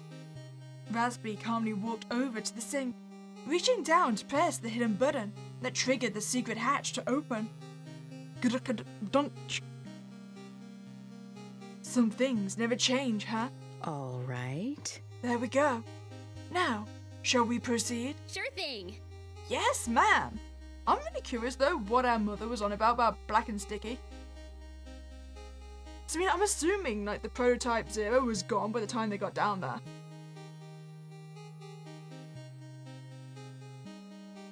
Strawberry, are you alright? Have either of you heard from my mother recently? The question had been bubbling inside of you since the moment you first saw the girls. It never seemed like the right time to ask, but you couldn't hold back anymore. You needed to know if she was okay. Oh, Miss Inquiry is perfectly fine. She and I spoke not too long before all of this broke out. In fact, when the communication with you stopped, she made it her new life's mission to find a way to get to you. Oh, really? you see? Certainly. I suppose Memorial's diligence proved enough to keep her a wet bay. But it was never enough to stop her from searching. She's a resilient woman. I'm sure wherever she is right now, she's holding her own. Thank goodness! We'll track her down once we get out of here. How does that sound? Yes, please. I miss my mom. A wave of relief washed over you, knowing your mama was still out there, probably still looking for you. You had to get these bones back fast. You needed to find her. You slowly approached the oven and began to climb down to the underground. Does it feel colder to anyone else compared to last time? If I'm being completely honest, I'm kinda blocked this whole place out of my memory from last time. The ladder had seen better days. It had rusted a ton since you all descended in here so many years ago. It was chipped, gouged, and probably corroded from moisture that had seeped into the underground over the decades. It was sturdy for the time being, but you couldn't help but imagine it collapsing under you. I don't think we have much longer until we reach the bottom. Wait, everyone, stop moving. I hear something. Raspberry spoke in hushed whisper, causing you and Blueberry to stop your climb. You could feel your hands sweating as you clung to the ladder, looking down below at what might have caused your friend's pause. Oh, Mr. Memorial. hi, Buttons. I used to see that black goopiness. You sure this will work, sir? What's the matter? Tonzi, relax. Sure, the whole plan with the pocket dimension didn't go as we had hoped. But we got a solid backup plan here. Huh? What's the plan again? Sir? I'll handle everything, sir. You don't need to worry. Oh, Buttons! I'm not worried. Wait, yeah, there I am. That reminds me. I'm worried about you. I see. Me? Hmm? You always look so anxious. It pains me so. Is there anything on your mind? Or, well, anything you'd like to get out of your mind? That is my speciality, after all. I think I just look like that, sir. Memorial chuckled, placing their hands on both of Budden's shoulders. Hey! You didn't answer my question. What's the matter? Come on, I can tell something is bothering you. Well, if something were to happen to me, would you erase me from your memory? Memorial paused. You noticed his grip tighten on Button's shoulders, with an intensity you weren't expecting. Nothing is going to happen to you. Understand? You're stuck with me, Buttons. Whether you like it or not. No, you will like it. I'll ensure you do. When I recreate the world as we know it, I'll make you anything you want. An endless wardrobe, a sea of stuffed animals. I'll even make a theme park that you can have all to yourself if you wish. I see. Oh, that's very sweet. But that's not necessary, sir. Do you need anything? I just want you to be happy. That's the greatest wish I could ask for. Oh, Buttons! Oh, come here, you. This is why you're the best assistant in all of the infinite universes out there. Memorial tightly wrapped their arms around the smaller being, squeezing them and rocking them from side to side in an almost cartoonish way. Hello. Oh, my. Thank you, sir. My apologies. Forgive me if this is out of turn, but you didn't answer my question earlier. Hmm? I didn't, did I? Clever. Memorial released Buttons from their grip, looking down at them for a few more quiet moments. No, I wouldn't erase you from my memory, so don't worry a thing about, alright? There was something natural about Memorial that made you want to believe him, yet you couldn't help but feel like he wasn't being completely honest in this moment. Have you forgotten something? Besides, no way could I forget a face this cute. It's impossible, improbable, impractically illogical. My face? Cute? Well. There's that smile. See, Buttons? Everything will be okay. You have no choice in the matter. Memorial spoke ominously, despite the positive phrasing. You watched as he put some kind of code into a panel next to the door, before walking off into it. Buttons, still perplexed by his most recent statement, followed shortly behind him. Thankfully, you did reach the ground floor safely once they had left. That meant you and were in an entirely different environment than before. Construction and tarp had been finalized into ceramic tile, electrical lights, and sterile hallways. The place felt more like a prison or a laboratory than a hideout. If I would have known back then, I would have come back here with so many explosives and just collapsed this entire place. Hey, we were kids. We did what we could, and we shut it down later. In my opinion, we did great. As the three of you advanced down the facility's corridors, you could now see the finished features that you previously could not. Yeah, I love that I can finally see the amazing prison, lab, place. Yeah. They had a great interior decorator. Love the "we're going to dissect your body and feed it to our genetic experiments" vibe we got going on here. It's so unsanitary down here. Huh? That's what you're concerned about? Excuse me. Bloodborne diseases are no laughing matter, Blueberry. It could be fatal. Really? The bloodborne diseases could be fatal and not the... Blueberry gestured around her surroundings. Huge palace of death and sadness. Raspberry didn't expect Blueberry to yell out and quickly shushed her. Blueberry. Quiet! We have no idea who else is down here. On. This place looks abandoned, Raspberry. And it's not like Memorial doesn't know where we are. A loud party horn immediately sounded and rained confetti all over Blueberry, seemingly out of nowhere. I think that's Memorial's way of saying, in fact, yes, he does know where we are. Filho da puta. Weaving through the mess before you, your progress was halted by a metal door, locked with an electrical keypad. Blueberry cracked her knuckles and gave a sly grin. Leave it to me. Well, time for the good old Blueberry bombs. Stand back, ladies. You're in the danger zone. As Blueberry reached towards her bout to pluck off some Blueberry explosives, Raspberry snatched her shoulder. This is illogical. Hold it for a moment. Look at the ceiling.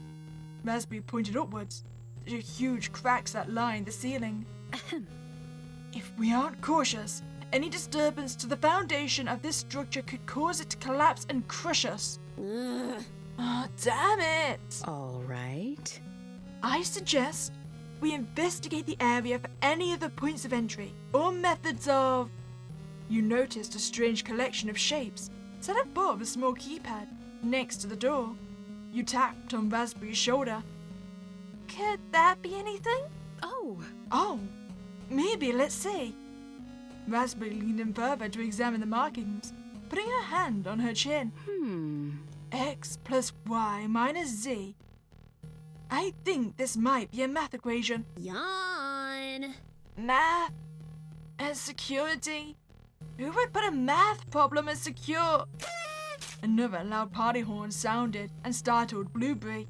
Right, I get it, asshole. Dream, do you think we can force her to use the bombs on the door? I'm just thinking. That would definitely be a bad end, right? You approach the keypad once more, trying to remember the equation. X plus Y minus Z. Do you think if I put it in wrong, that would be a bad ending? I say it's 009. That wasn't it. Wait, is there any failsafe? Doesn't seem to be. Nah, okay, I failed 3 times, nothing happened.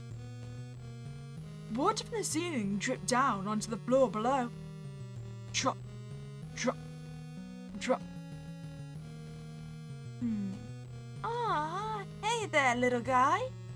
Blueberry approached the plant, gently touching its leaves. Funny how things can grow even all the way down here. Oh, How's your garden back at the circus? It's good.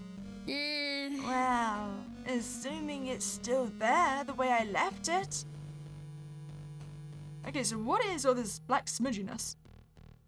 You approach the control panel. For some reason, this one was covered in a gross black sludge. You wondered if there was anything underneath the goo. Taking a deep breath in, you decided to try and wipe off some of the substance. Okay, so just... Oh! I got 237. As you cleared the gunk off, you could hear a faint sound. You seemed to have placed your hand on a hidden switch that was placed next to the clue.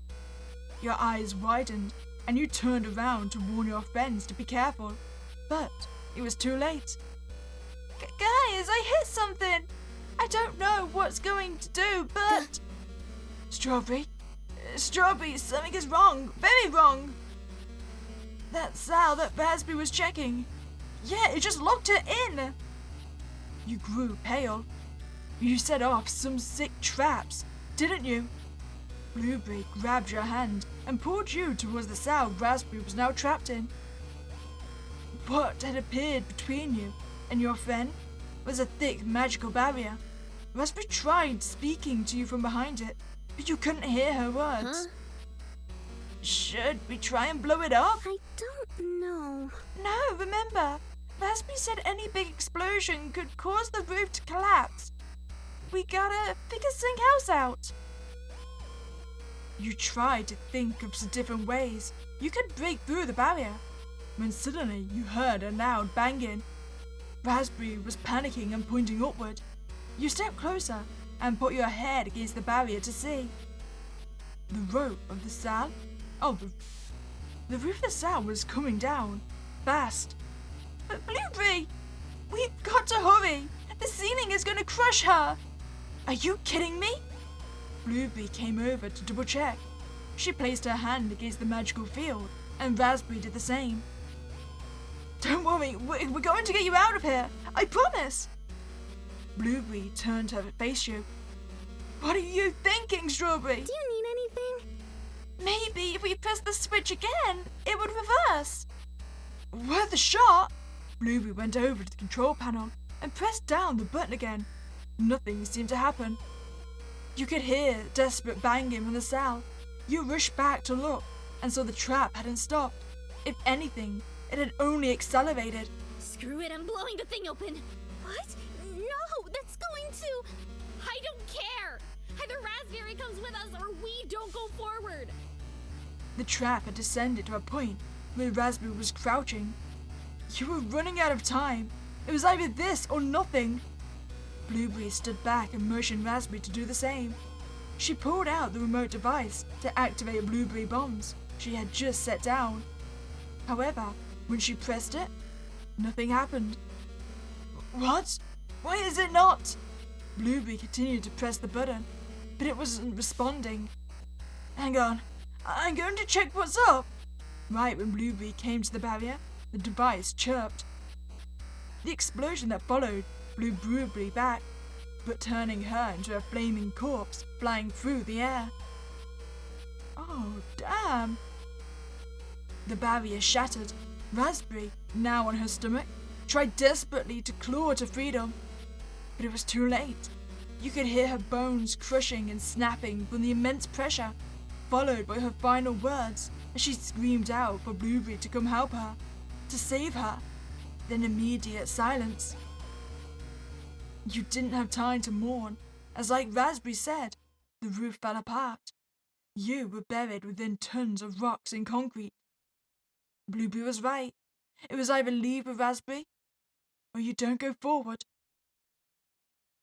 Oh, we got ourselves a raspberry pancake. Okay, so I wonder then if I don't actually need that number, the 237, or am I just not supposed to wipe off the entire board? Okay, so assuming that the yellow doesn't change, we'll ignore that panel and go search for the other numbers. You walked into one of the empty cells. Memories of the trap in your sister's workshop echoed through your mind. You quickly stepped out of the cell. Too risky. Okay, what about behind the curtain? Nothing behind here. Oh, wait. No, never mind. It was just a bug. Can't even check this one? Doesn't seem like it. Aside from unlabeled buttons and such, there didn't appear to be anything on the control panel.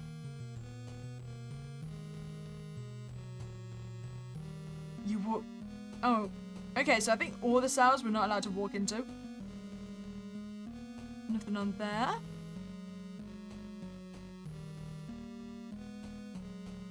So that's just the water from the thing dripping down. You notice Raspberry within the empty cell, staring up at the ceiling. Walking over to her, you cleared your throat. Raspberry! Did you find St. Raspberry? Look, up here. Do you see that too? The red markings. Oh! A clue! What does it say? You see? If my eyes aren't mistaken, I believe it says 108. That has to be part of the math equation. Thank you, Raspberry. Okay, so wait, what's the equation again? Oh, Oh, I can't make these vines budge. That is odd. I'm not normally one for brute force, but prying the door off using the forces of nature would feel very satisfying right now. okie dokie. Agreed. Okay, so approaching the keypad. Okay, blue plus red minus 7. So something plus 108 minus 273.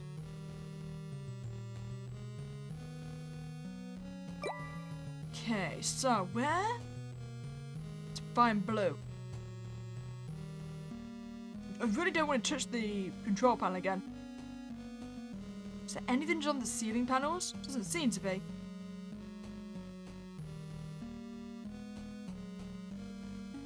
It's just the vines. Okay, that's the same thing.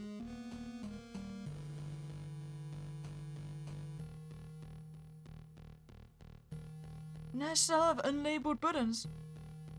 Hey, Strawberry! Come here for a second, would ya?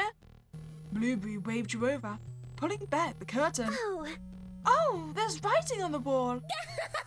Boom, baby. Now that's a 129, clear as day. Blueberry. Nice one, Blueberry. Yeah, praise be to the almighty Blue. That was kind of cringe, sorry. I swear I tried to click on that earlier. Okay, so it's 109 plus 129. Okay, so that'd be 238 minus, what was it, 173? So, what?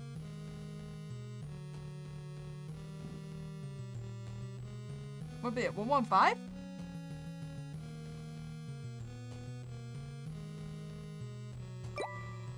That wasn't it. Okay, I am misremembering these numbers. I should have written them down. Okay, so wait, what were you again? Well, you were 129, right? Oh. Okay, 129. So yeah, that's definitely 238. Oh, I need to wipe off parts of this. Maybe I can only wipe off the number and not touch the rest of it. Because I mean, the button is clearly there. Okay, so it's definitely 237. Oh, 237. So what is it, 001?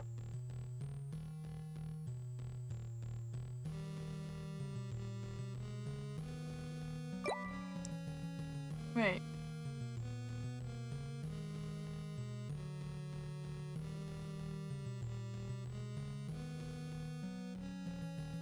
Wait, so what? 238 with red and white. Then minus 237. Why is it not 001? I'm being dumb right now.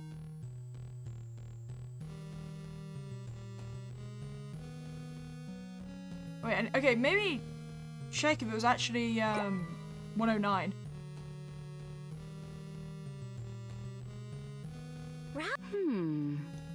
Oh. You see? Oh, 108! Wait, does that make it 000?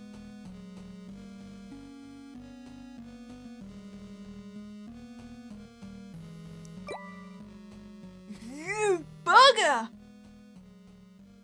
As you punched in the last digit of the code, you heard the whirs and clicks of the locking mechanism. The metal barrier opened slowly, a burst of pressurized air escaping. Really? That was it? What? But we already tried that, didn't we? Behind the doorway, there lay the next piece of your morbid puzzle, a pair of cadaver legs. You moved ahead of your friends.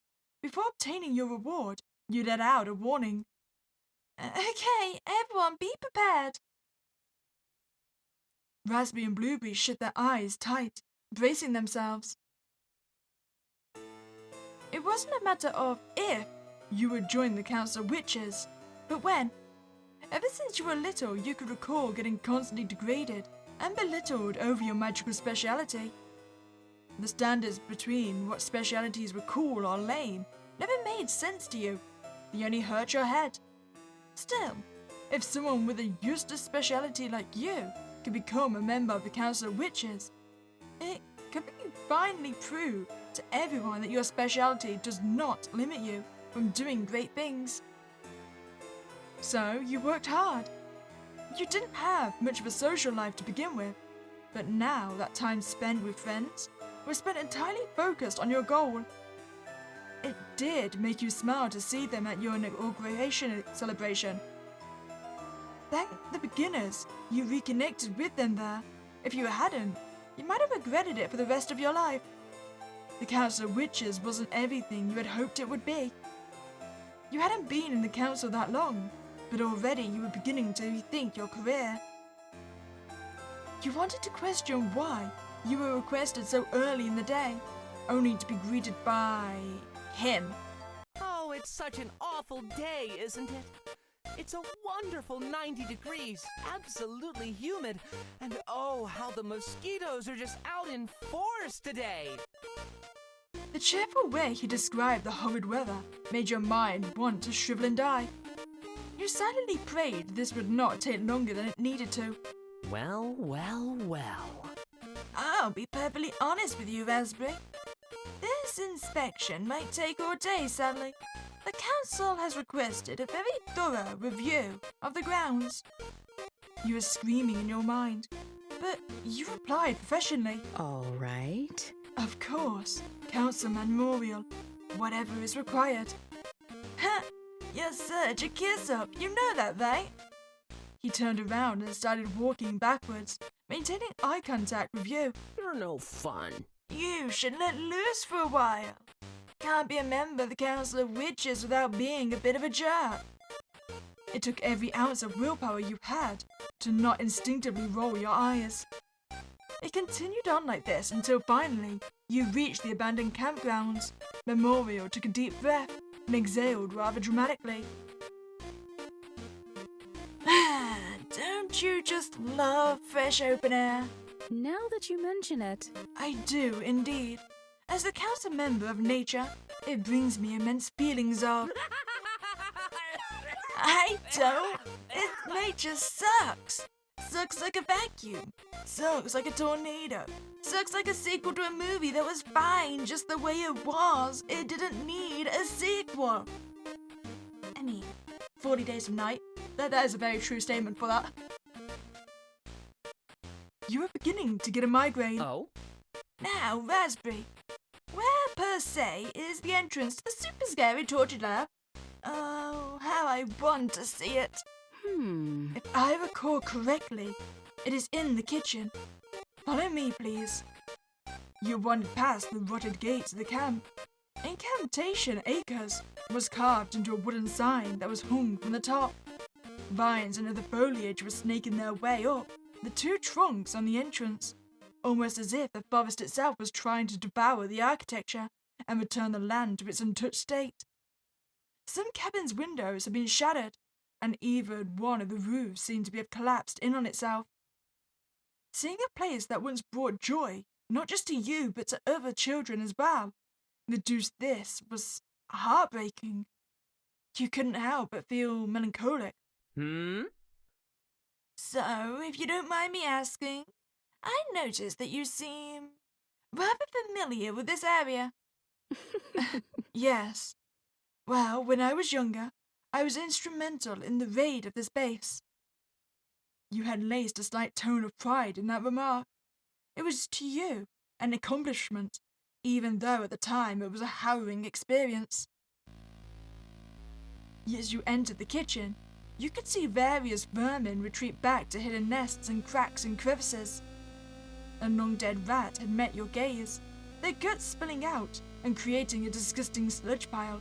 Flies and maggots were gorging themselves on brown and red meat. Well, well, well. What a nice home-cooked meal. Just like Mama made 'em. Wouldn't you say so as well? As he turned to you, you could see the flies buzzing into and around his mask. He didn't appear bothered in the slightest. So, the entrance? Where is it? You were so stunned for a second that your purpose for this expedition escaped you. You shook off the weirdness and recentered yourself. Of course. As you went to activate the hidden door, you continued your recollection of your previous exploits here. You see? We came to help our friend Strawberry, who was at the time dealing with issues with her appetite. We found this almost by complete coincidence. You reached under the sink and pressed the faded silver button. The old drone of machinery signaled the activation, and you descended down the ladder into the facility. We ventured down here originally to see if anyone was in danger, but truthfully, I think it was out of a sense of pure curiosity. Curiosity kills the cancer, woman. It's lucky you girls weren't killed, or worse, killed. You returned with unsettling joyfulness with an awkward laugh, continuing forward. Yes, well, when we came down here, we didn't find much, apart from a series of eerie, life-size dolls.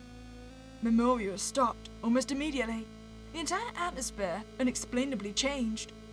He responded in an uncharacteristically cold tone. Oh? Dolls? Now that you mention it. Well, more like puppets, mannequins, something of the sort. Technically, we only found one. Memorial giggled once, then twice, before he exploded into sinister hysterics. He spun around and lunged at you, grabbing your shoulder so hard it hurt. Mannequins? Harlequin, Parlequin, yeah, that doesn't rhyme. They should fix that in the next update. What are you talking about? Hey! I don't like you, Vesby. You're not as fit as a fiddle, not as sharp as all of the other tools in the shed. He let go of you and gestured wildly to the facility. Have you forgotten something? This whole facility cannot possibly go to waste. No, not for my grand plan, it's not. Murderers, descendants, thieves, maybe a jaywalker or two if I'm feeling silly. All will come here. We'll reach into all of their chests and rip their beating cores out of their bodies. Are you implying you wish to make use out of this facility? Not just use it, choose it, fuse it, lose it, abuse it. What? You can't be serious. That's torture. Cruel. You're condemning so many people to an agonizing death. Memorial shrugged. Whoops! So what? A criminal is a criminal. The everlasting do it to so many innocents, right? Why not match them? We're in a losing battle against those terrorists, so we have to send a message. A painful message. A scary message. A lovely little message confessing your undying love and devotion and... Oh, my beginners, did I not give them that? I sure hope I did. Memorial seemed to be thinking to himself, forgetting the horrible things he had just said moments before. He looked around the facility, then back at you. What were we talking about? There's no way you're a Council of Witches member. There's just no way. Oh, yeah. I rigged that. What? Well, I rig everything. Did you forget my powers are essentially just super gaslighting people? So you mean you've done nothing but lie and cheat your way to the top? Have you forgotten something? Jeez, I thought you were a politician.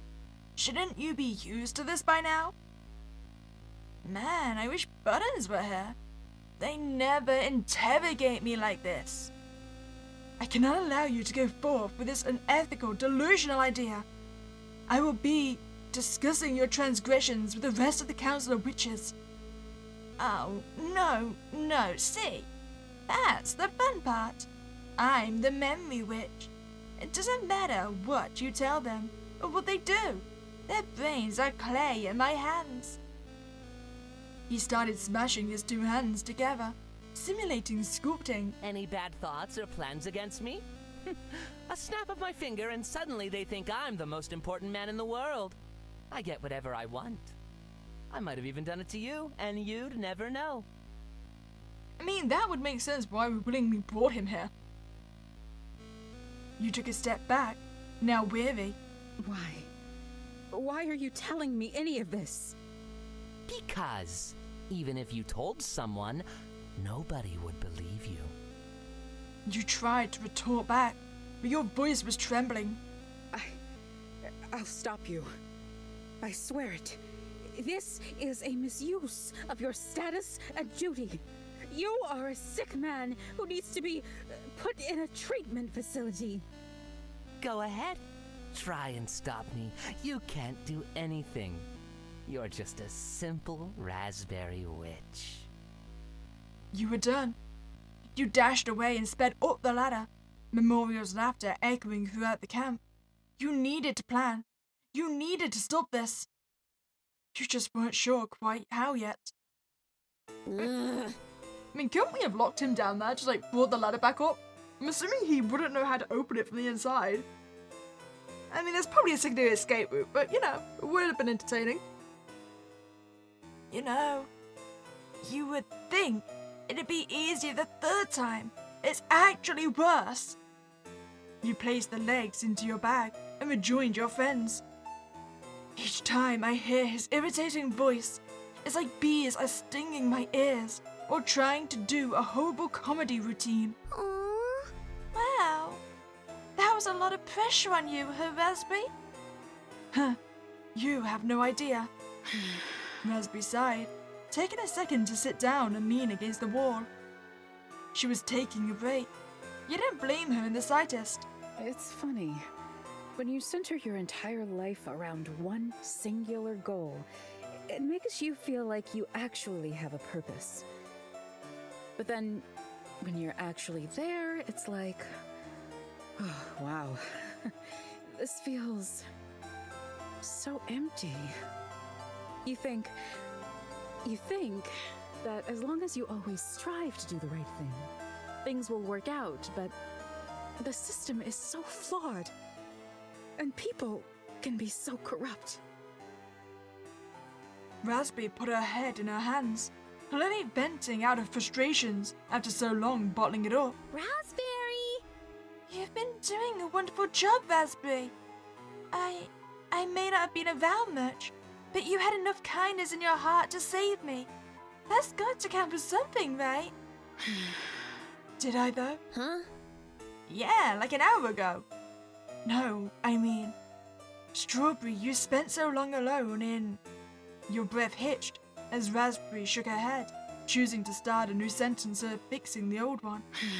I wasn't there enough for you, nor was I there enough for Blueberry. Strawberry, fighting for people like you have a better standing in the world. Well, maybe in some ways, you've been my main motivation to accomplish this dream.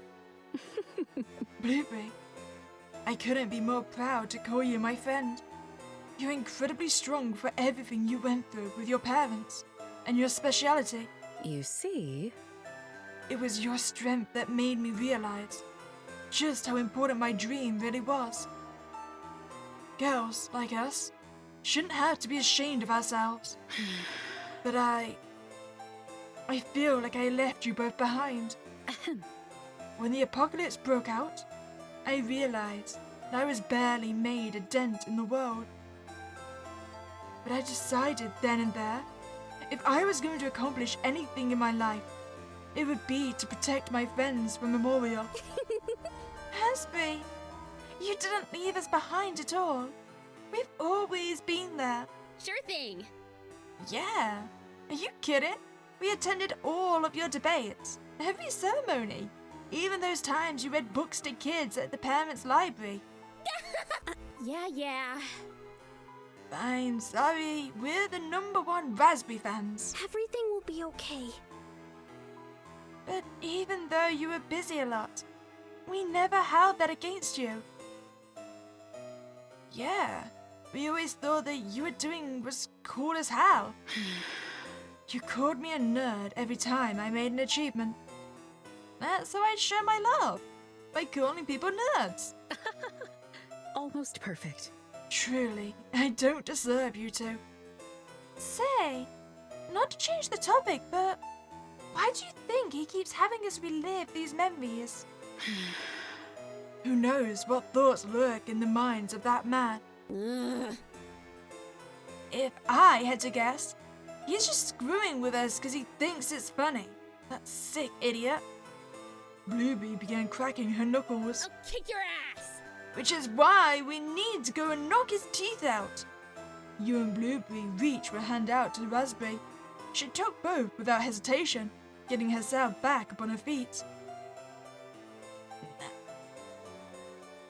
Raspberry?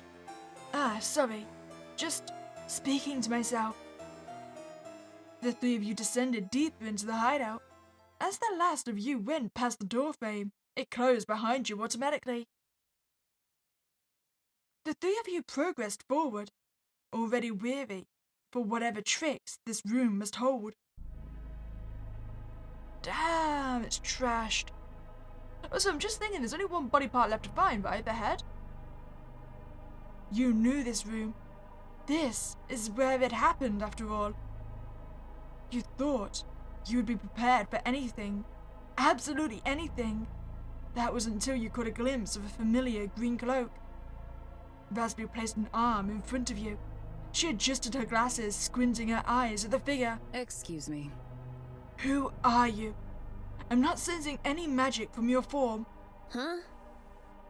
Do you think a human from SUI somehow got into this dimension? No. That's not them. You felt tears well up inside your eyes. Why? You took their bones. Now you dress like them? My best friend. They're dead. You're just doing this to be cruel, but I don't understand why. Oh, this was a bad idea. The figure removed their cloak, revealing themselves to be the Dresser Witch. You had countless unanswered questions about. Please don't cry, Miss Strawberry. I still don't really understand what you're doing, or why, but please stop. Ugh. You ass! You made Strawberry cry? I'll kick your ass! I'm gonna flatten you like a pancake! My apologies. I'm sorry. I'm sorry. I just, this plan made more sense in my mind. Now that you mention it, I don't mean to insinuate anything negative, nor come off as rude, but do you even have one of those? Huh? The poor figure in front of you began to shrink into themselves, looking very self-conscious. I have a mind, I think. ah, So, they gave the prototypes working minds. Interesting. Prototypes? Dude. This is, actually painful to watch. How could you? You took a few steps forward towards Buttons, practically seething with anger. You couldn't remember the last time you had gotten genuinely mad about something. No, miss. I didn't mean to upset you. They were all I had in that desolate place. The only thing that kept me together. They're the reason I'm still here. And you're parading around in their cloak. You could feel something building up. Something bad. Then, you saw how scared Buttons looked. It brought you back to a certain time, cowering in a kitchen, just as scared and helpless. Fuck.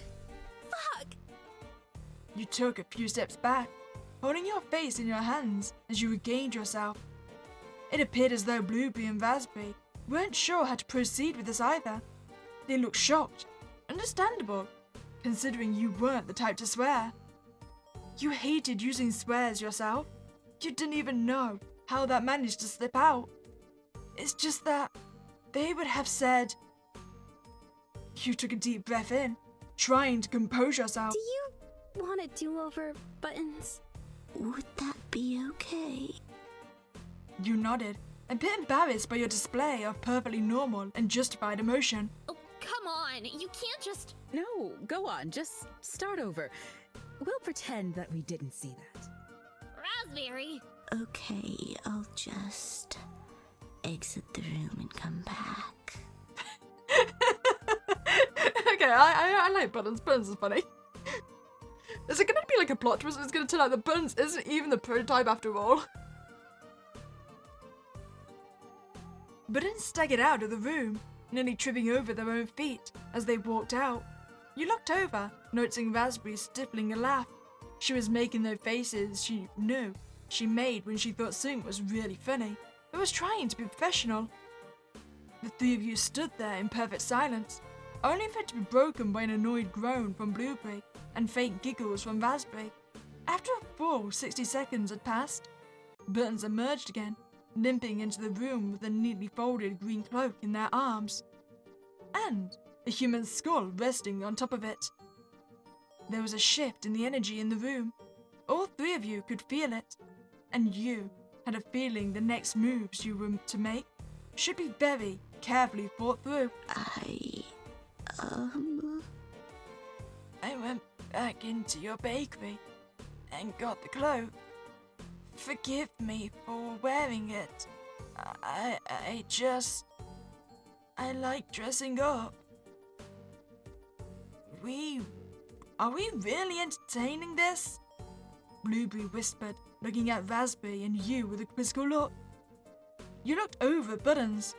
Truthfully, you didn't know how much about them, nor the role they played in all of this.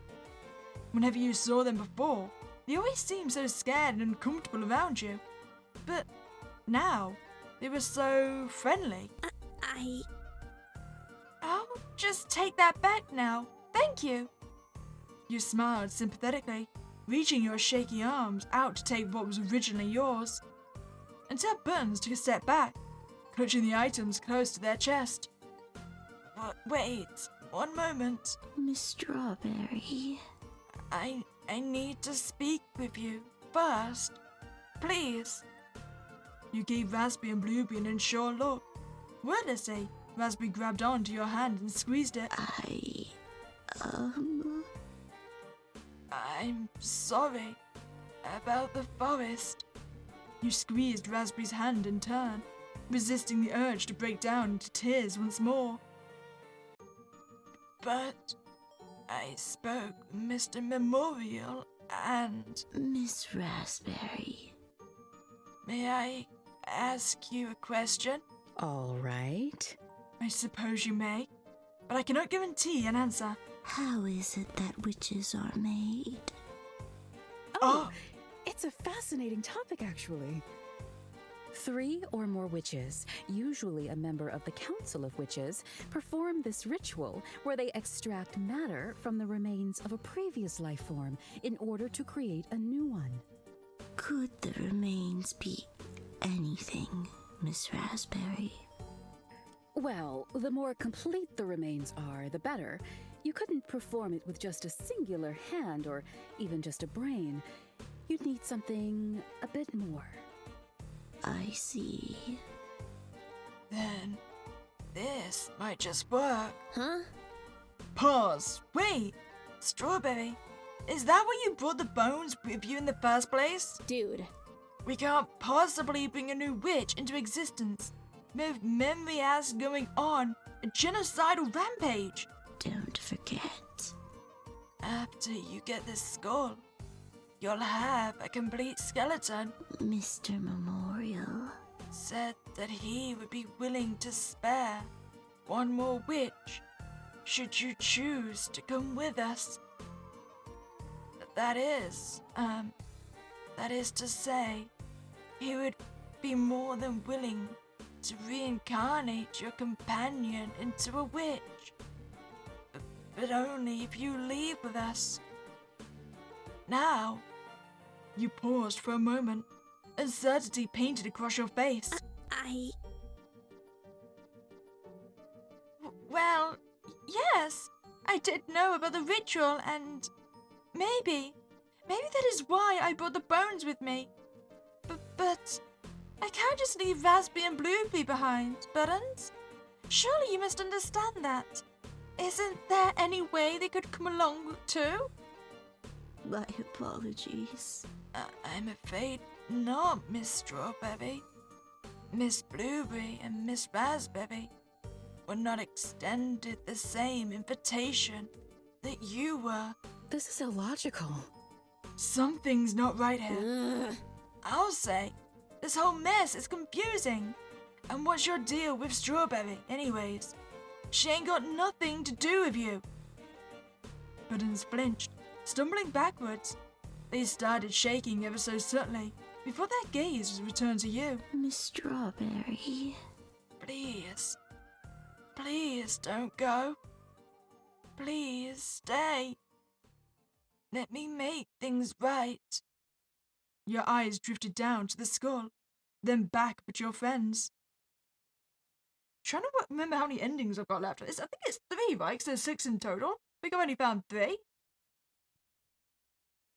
I feel like going with Buttons is going to be a bad end. Like, this definitely feels like a trap. Let's go with Buttons. You look back at your friends, then at Buttons. Are you sure? Can I just look at them? You asked this question with a tired expression in your eyes. It was one that your friends had much pity for. You really must have been an awful person, huh? Buttons took a step closer, holding up the skull on top of the cloak for you to see. You couldn't hear what your friends were saying over your shoulder. You knew they were speaking to you, but all you could hear was a loud ringing in your ears. You missed them. You missed them more than anything. Where were the others when you were all alone? You can't leave them alone, not after everything they did for you. Wordlessly, you looked up at Buttons and subtly nodded at them. Buttons didn't seem to expect this answer from you, judging by their shocked expression. They grabbed your hand, dashing out the door while dragging you behind them. Huh? Hey, Strawberry! You heard your friends call out to you, but you kept running. They both were powerful witches, and you fully expected them to catch up with you.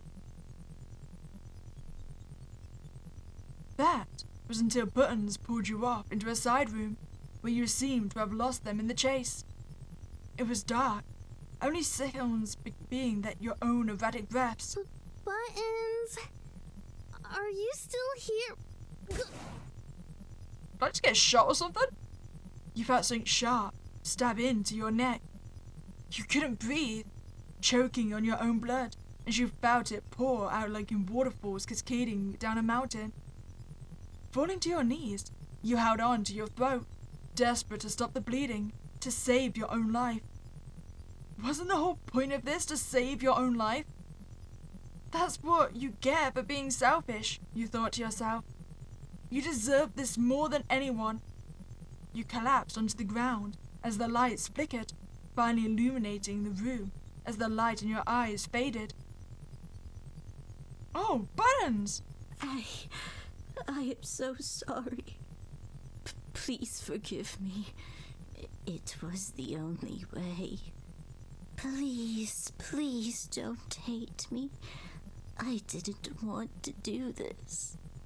But this plan, all of this, it's all Mr. Memorial cares about. I couldn't betray him. I couldn't let him down, not after everything he's done for me. I'm sorry. I'm so sorry, Miss Strawberry. Yep, there's our bad ending 4, so there's only 2 endings left. See, I knew that was going to be a trap. Oh, you know what? I'm a good friend. I'm standing with my friends. Also, I don't want to get stabbed in the neck again. Thank you for the offer, but I am not abandoning my friends. That just wouldn't sit right with me. I see. Pity. I wonder if they feel abandoned right now. Buttons held the skull up to their own head, inspecting it thoroughly. Guilt coursed through your veins. The last thing you wanted to think about right now was their death. Yet you couldn't escape from it. You failed them. You failed all of them. You were selfish, horribly selfish. That's enough. You were snapped out of your thoughts when you felt a gentle squeeze on your hand. This is illogical. This isn't adding up. The specific focus on Strawberry. What's the true reason for that? Yeah, I want to know that too. Yeah, me three. It isn't like Memorial to not instantaneously take what he wants. Sure, he is the type to play with his food, but this is too strange even for him. He's dancing around an issue. Miss Raspberry. I'm afraid. And just as clueless as you, Miss Raspberry. I cannot possibly believe that to be true. Now that you mention it, Buttons, may I ask you a question? It's only fair considering you asked one of me, right? The smaller being simply nodded, clutching on to the skull anxiously. When Memorial threw Blueberry across the room earlier, he aimed for me, not Strawberry. When performing the interview, in fact, he primarily focused on Strawberry. He even implied he would spare her life. That seems rather contradictory to his plan. Wouldn't you agree? Is that your question? No, I'm not finished talking. you see, If Memorial was truly dead set on eliminating every witch in existence, then he should want Strawberry dead just as badly. But he can't kill her, can he? That's why he sent her to that suicide forest, pocket dimension, and locked her inside. Why else would you send someone to SUI unless you wanted them to end their own life? Huh? that's why he's been putting us through this big, elaborate game. He mustn't be able to kill her. It's the only explanation. Wait, holy crap! That actually explains a lot! Please don't do that. Now, let's not jump to conclusions. Miss Strawberry and him have no connection. It wouldn't make sense for him to be physically unable to cause her harm. That we know of. Huh? You see, His powers are quite literally manipulating memories. I wouldn't put it past him in the slightest to cover it up.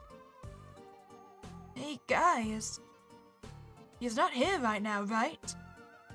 He is nearby, I can assure you. And you don't have any magic. And there's 3 of us and 1 of you. Buttons look at Blueberry, then Raspberry, then you. After a second of silence, they quickly stumbled out the door again, taking the cloak and bones with them. Hey, get back here! Blueberry shouted, running after them at top speed. It took mere seconds for her to catch up, quickly pinning them to the floor. You and Raspberry quickly followed behind her, surrounding the pinned down being with varying expressions. All of them, some form of upset. I've been wanting to do this the whole damn night. Oh, not the face, please. Give us the skull, and I'll think about sparing you. Here, take it. It's yours. Just please don't hurt me. Buttons tossed the skull across the room, which caused you to immediately rush to grab it. Sliding across the floor, you hesitated as you looked at it. I've got a bone to pick with you, dress-up witch. You think that just because you act all scared that we're gonna forgive you for working you're a genocidal maniac? I see through you. It's nothing more than an act, huh? I ain't just as fake as this. Blueberry gripped fingers around Button's mask, beginning to pry it off of them.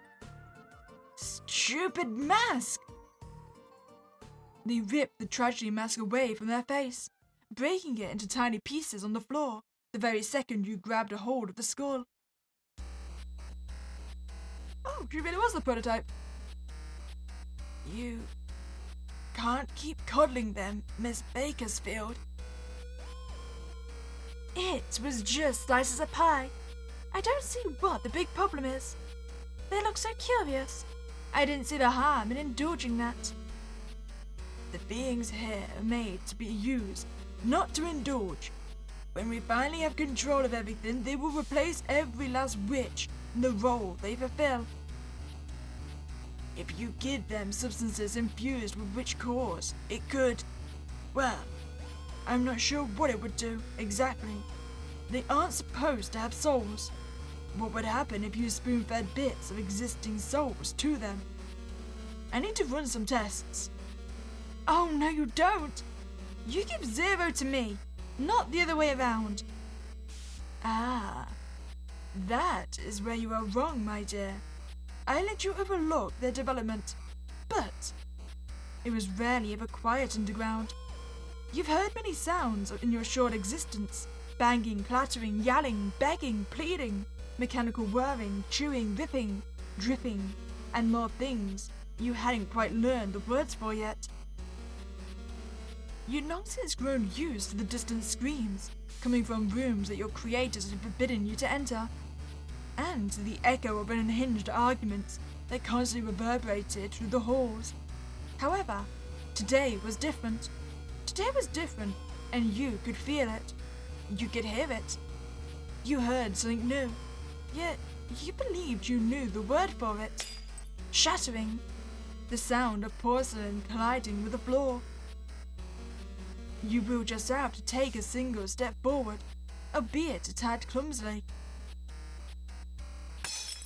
Another shatter. A sense of urgency washed over you. One that you didn't understand the reasoning for. Perhaps you didn't like the sound, or how close the sound was getting to you. You felt yourself getting dizzier the faster you tried to walk. Getting closer to the noise, they didn't quite nail your motor functions on the first try.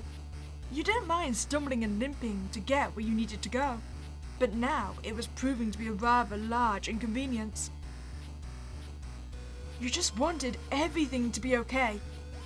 Huh? Want? That was a new feeling for you. You had never wanted before. Another shatter. It seemed to be nearby. A different sound. Clattering. Like the sound of your own limbs, shaking rapidly and colliding with your joints. Shatter. Clatter. Shatter. Clatter. Step. Step. Step. Prototype 4? Doll-like limbs coated the floor beneath you, some intact, but most in shards along the ground.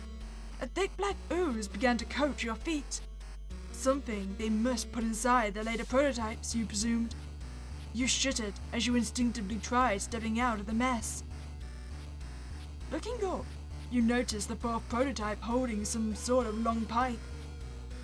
What are you? They were going to discard me. They were going to discard most of us. Keep only a few. Use us for scraps and spare parts. Painful. Alone, lonely, forgotten. You have to understand. Understand. It was me or them. We can't both exist. We can't both thrive. I need to be better. I need to be the best. The clattering returned, but now you had the visuals to recognize the source of the sound. 4 was shaking. It's either me or you. Oh, damn. The next few moments happened fast, but to you, it felt like you were stuck frozen for an eternity. Similar limbs to yours, clumsy and graceless, tackled you down. 4 was straddling your torso with an animalistic fever in their expression. You felt something collide directly with your eye. Shatter. Dizzy. Hurt. Hurt. Make it stop. Why won't it stop? Wrong. Clatter, stop it! It hurts too much. Shatter. The vision in your working eye was still blurry. Your mind delayed a few moments behind the rest of time. You felt the body of the fourth prototype collapse on you. When your vision cleared, you saw your former friend, missing their head completely. It was in pieces, scattered all around you. You couldn't help but feel like it was your fault. Hey, you okay? You couldn't move. You couldn't speak. Hurried footsteps approach you, pulling you out from underneath the rogue prototype. Hey, look at me. Can you move? Are you broken? No, I'm just a little bit, defaced. You are propped upright, staring at a rather unusual sight. A lanky figure knelt down in front of you. They had messy pink hair and clothes that didn't seem to fit them quite right.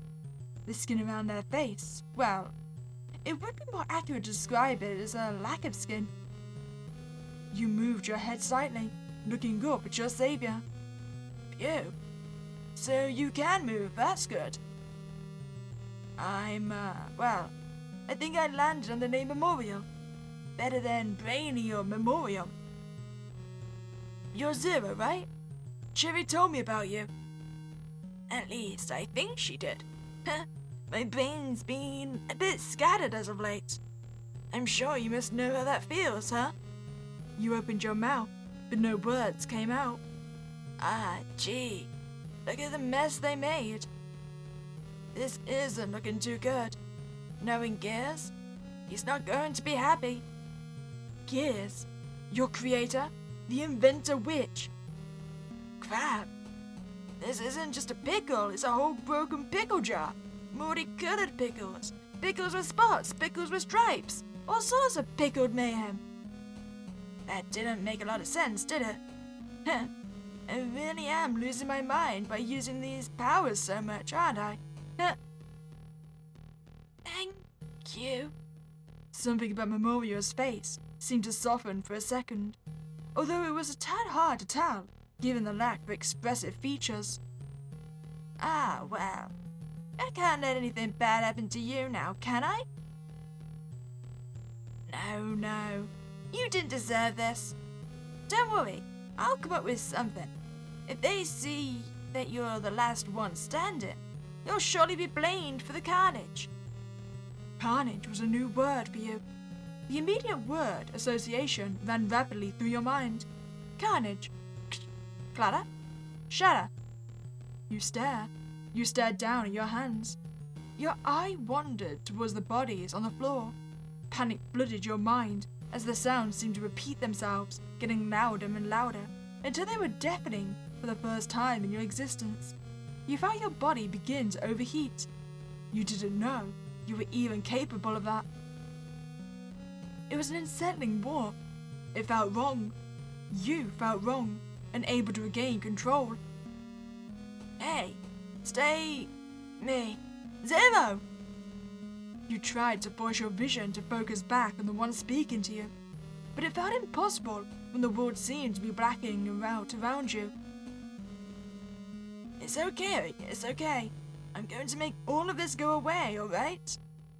Go away. How? Well, let's just say hypothetically, you got the ability to turn into a witch, like Cherry or Butcher. You would have a theme, and for lack of better words. What would you want yours to be? Want? I'm not supposed to want. I had never wanted, at least not until today. Oh? And what is it that you wanted? I wanted to forget. You know, Zero, I think we might be able to help each other out here. My powers, I'm still getting used to them, but I think they might just do the trick.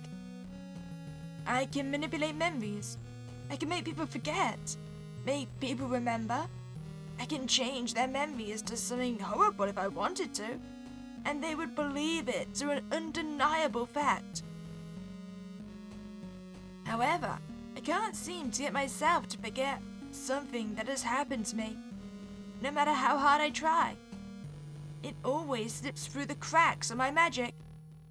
But if I were to transfer that memory, it just might work. I could do this for you too. I'll hold on to your memory, and you'll never have any recollection of this event even occurred. In exchange, you'll hold some memories of mine. We'll keep them safe, especially from each other. How? With these? You looked down and saw two masks being held out towards you, one happy and one sad. I'll put our memories into these masks, and we'll wear them at all times to keep them safe. They'll also serve to hide your identity. You won't be a prototype anymore. You'll have to pretend to be a witch for this plan to work. What'd you say? You can pick what kind of witch you want to be, and even help you fake your powers if I have to. You thought to yourself, what would you want to be, outside of what you were made to do? You tried to recall the happiest moments in your existence. You saw, inside your mind's eye, Cherry Pie. She had her closet open, and there were clips in your hair. She put you in a variety of outfits that day, all the while complimenting you. It was the first time you had received a compliment without doing anything to achieve it. You quite liked that feeling. You wouldn't mind feeling that way all the time. I like dressing up. Memorial seemed to chuckle a bit, as if this was a response they hadn't foreseen. Well, you'll be the greatest dress-up witch the world has ever seen. We'll get all sorts of outfits for you. You'll be as cute as a button. Button? Hey, that wouldn't be a bad witch name. Buttons. It's so cute. I like it. What do you say, Buttons? Are you in? With a blinding glow, the masked memorial had held began to float in front of you, extending from top of your hero's head. A pink ball of light emerged. It sunk into the frowny face mask, which hovered closer and closer to you. You reached out and touched the mask, holding the magical hair drying device to your girlfriend. You chuckled. Wait, is this gonna be Memorial's memory? There. That ought to do it. Oh? Yeah, are you sure your parents won't get mad for this, Cyan? Oh no, they're definitely going to get mad at me. My mom has a weird thing about changing your hair. I think she's morphobic or something. I don't know. Huh? Morphobic? The bias against people who change their physical appearance drastically. Whoa! Maybe we should try to get the hair dye out. Aw, Straw Baby. Little late for that, Straw Baby. Cyan, I am so sorry. I didn't know you would get in trouble for this. Dude, it's okay. They won't be getting mad at you. I really wanted to do this, okay? If I didn't really want this, I wouldn't have asked for your help. Okay, I know how difficult family stuff can get sometimes. So, if you ever need anything, I'm always here for you, you know? Oh, Strawberry. My parents are just grumpy old coots. I'll handle them. They're not like they're not like your sister. You saw Strawberry look down at the floor, causing you to instantaneously regret ever bringing her up in the first place. Hey! Crap, hey, you okay? I'm sorry, I didn't mean to. Maybe. You're sure your parents won't go too crazy? I don't want you to get hurt. Huh? Hurt? Are you scared Cherry is going to hurt you? Huh? I am... Strawberry. Here, give me your pinky. You extended your own pinky finger out towards her. You know how magical promises work, right? We're going to make one. But those are for serious things. They're unbreakable. And I am taking this seriously. Come on, give me your pinky.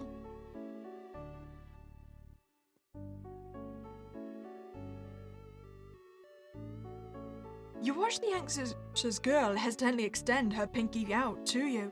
As well, you interlocked your fingers, properly ready to make a magical promise. A soft glow looped in circles around your hands, yet you didn't break eye contact with Strawberry. I, Cyan Onruwep, promise that I will never, ever let harm come your way. If I can help it, of course. I know I can't prevent bad things from happening to you entirely, but I won't let anyone physically harm you if I'm there, okay? But you can't just make a magical promise like that. Those are permanent. Raspberry said something awful happens if you break those. The glow between your hands faded, your own smile widening. Well, too late. I just did. Seriously, I'm not gonna let anyone hurt you. So, no need to worry, okay? Aw, Straw Baby. Come on, light it up. There's that cheerful girl I fell so hard for. What'd you say? We go and show Raspberry, yeah? You had just eternally bonded your soul to hers, with the same cadence you would use picking a favorite cereal, probably fueled by the same impulsivity that caused you to steal the counselor's hair dye in the first place. Still, you provided Strawberry with a sense of guaranteed safety that caused her shoulders to loosen up. She seemed anxious, sure, but significantly less tense than before. A smile started to form on that face you adored so much. Yes! She's going to love it. I do admit, pink looks so good on you. You're so pretty, Cyan. Are you? You're so cute. Come on, let's go. Hand in hand, the two of you made your way out in front of the cabins. Fairly quickly, you spotted your friend, Raspberry. And your older brother? You were not looking forward to his reaction. Hi! Raspberry, sure. Look what we did. Oh, hello, you two. Huh? Oh, my beginners. What did you do to your hair, Cyan? I mean, it looks lovely, but... Huh? Cyan, what in the world were you thinking? I thought it would look cool, so I did it. Where did you get hair dye? Please tell me that's not permanent. Nah. Stole it from a counselor. It's super mega ultra permanent. Oh, really? Mom is going to kill you, skin you alive and eat you for breakfast. You know how she feels about this stuff. Hey! Hey, cool it with the eating people sayings. We talked about this. Azure walked closer to you, touching the ends of your hair with a quizzical look. You batted his hand away dismissively. Why did you do this? Answer me. I just said. The real reason, Cyan. Now. Dude, what gives? I thought it would be fun to have a matching hair colors with Strawberry. There, you happy? Sure, they're not the exact same color, but now they're pink buddies. Ah, wait, that's so sweet. You felt two small arms wrap around your torso, squeezing you from the side. You couldn't help but giggle. She was just too adorable. Azure's eyes was twitching, so much you swore it was about to pop off from his socket. Ugh. You just don't get it, do you? Can you take anything seriously? What? Lighten up. You know Mum's rules are stupid anyways. I thought you'd appreciate a little rebellion. Mom and Dad don't know about you and Strawberry, do they? You wouldn't. Of course I wouldn't. I don't want anything bad to happen to you. And I just know the second they find out you've been dating a ditzy little Berrywitch, that infamous cannibal sister no less, they're going to disown you. You have natural talent. You can't just throw that away for some girl who's going to end up with a field cafe that nobody wants to go to. Azure, Hey! you can berate me all you want. I'm more than used to it. But the second you bring my girlfriend into this, we're gonna have a problem. Dude, what gives? I thought you liked Strawberry. Wait, I do. It's just, you know what Dad would say. Ugh. Exactly. That's what Dad would say. I expected better from you. You're just as bad as they are. But what if... You two, careful now. This doesn't involve you. Raspberry took a step back, sighing as she pulled Strawberry back with her. Ugh. You really want to go there, huh? Ugh. Oh, I'll go farther than there. You, me, witch duel now. Raspberry, you moderate. What happened to this not involving me? Raspberry, you moderate, please. All right. But wait, guys. I really don't think this is necessary. I don't want either of you to get hurt. I really don't like violence, especially between two people I care about. You're so cute. Hey, it's okay. We do this kind of thing all the time. We train together daily, remember? Ugh. This is just a bit further than that. I need to teach that ass a lesson. You and your brother turned your back towards each other, taking 10 paces away from the other. All right. 1 round.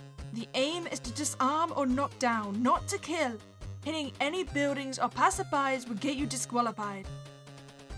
Disqualified from what? From winning, Strawberry. Oh, okay. Ahem. Choose your weapons. You search deep within yourself, trying to remember the summoning magic your parents taught you. It's been a while. You and Azure hadn't trained like this since before camp. But this wasn't training this time, was it? You cycled through your options. No, the knife is too small. A bow would be hard to navigate if Azure chose a close-ranged weapon. You picked your scythe, giving it a twirl as it magically appeared in a burst of light. Behind you, you heard Azure summon his own weapon. Ready, set. Only one thought passed through your mind as you readied yourself for battle. Man, Strawberry looked so cute today. Giving her a wink, you felt empowered. She waved to you from afar, mouthing a quick "I love you." Go! Turning swiftly, you scowled. Of course Azure chose a bazooka. That was just like him. Coward couldn't handle close combat to save his life. That didn't stop you. You ran towards him, yelling as you swung your scythe in rapid succession. The panic in his face was satisfying. Watching him use his clunky weapon as a shield was the cherry on top. He shot towards your legs, as he so often did. Thankfully, you knew him well enough to predict this. It made you quick on your feet. You evaded him with no problem. Ugh. You're a coward! Why can't you just stand up to them? Because I don't want to be homeless. They're not going to kick you out. No. Azure reached out, nearly disarming you by spinning your scythe away from you. Thankfully, you were able to do a baton-like twirl, keeping it within your grip. Your brother nearly growled at this. Ugh. They're not going to kick you out. It doesn't matter what you do. Just because you can spin a scythe, they let you get away with anything. So, you're just jealous. Is that what I'm hearing? It's not my fault that I'm just better than you. That's it! Azure leapt backwards, using magic to go several feet back, and now down. One after another, he shot at you in rapid succession. You spoke as you ran closer towards him, doing your best to evade each shot. You're going to end up just like them at this rate. Just another link to the world's worst chain. Shut up, shut up! Oh, is that what you're scared of, huh? You still haven't gotten your speciality right. You're scared you're gonna be as useless as all the other people you torment. Well, guess what? At least people actually like Strawberry and Raspberry. But with you, nobody cares. You'll end up all alone at this rate. You paused for a moment, seeing Azure's weapon power up with a blue glow you had never seen before. You'd also never seen Azure look this angry before either. The last thing you saw before your vision blacked out was a large blueberry hurling right towards your face. You never aimed for the face before. Oh, damn! Oh, so that's who Memorial is! The impact was the most painful experience you could have ever imagined. Your skin stung. Your instinct was close to your eyes, tightly, in response to the pain. But for some reason, it felt undoable. The more you tried to close them, the more pain you experienced. You reached your hands up to cover your eyes in lieu of your eyelids. And when you did, you realized you don't have eyelids anymore. They might have melted away in the explosion. Your screams became more guttural when you realized your lips met a similar fate.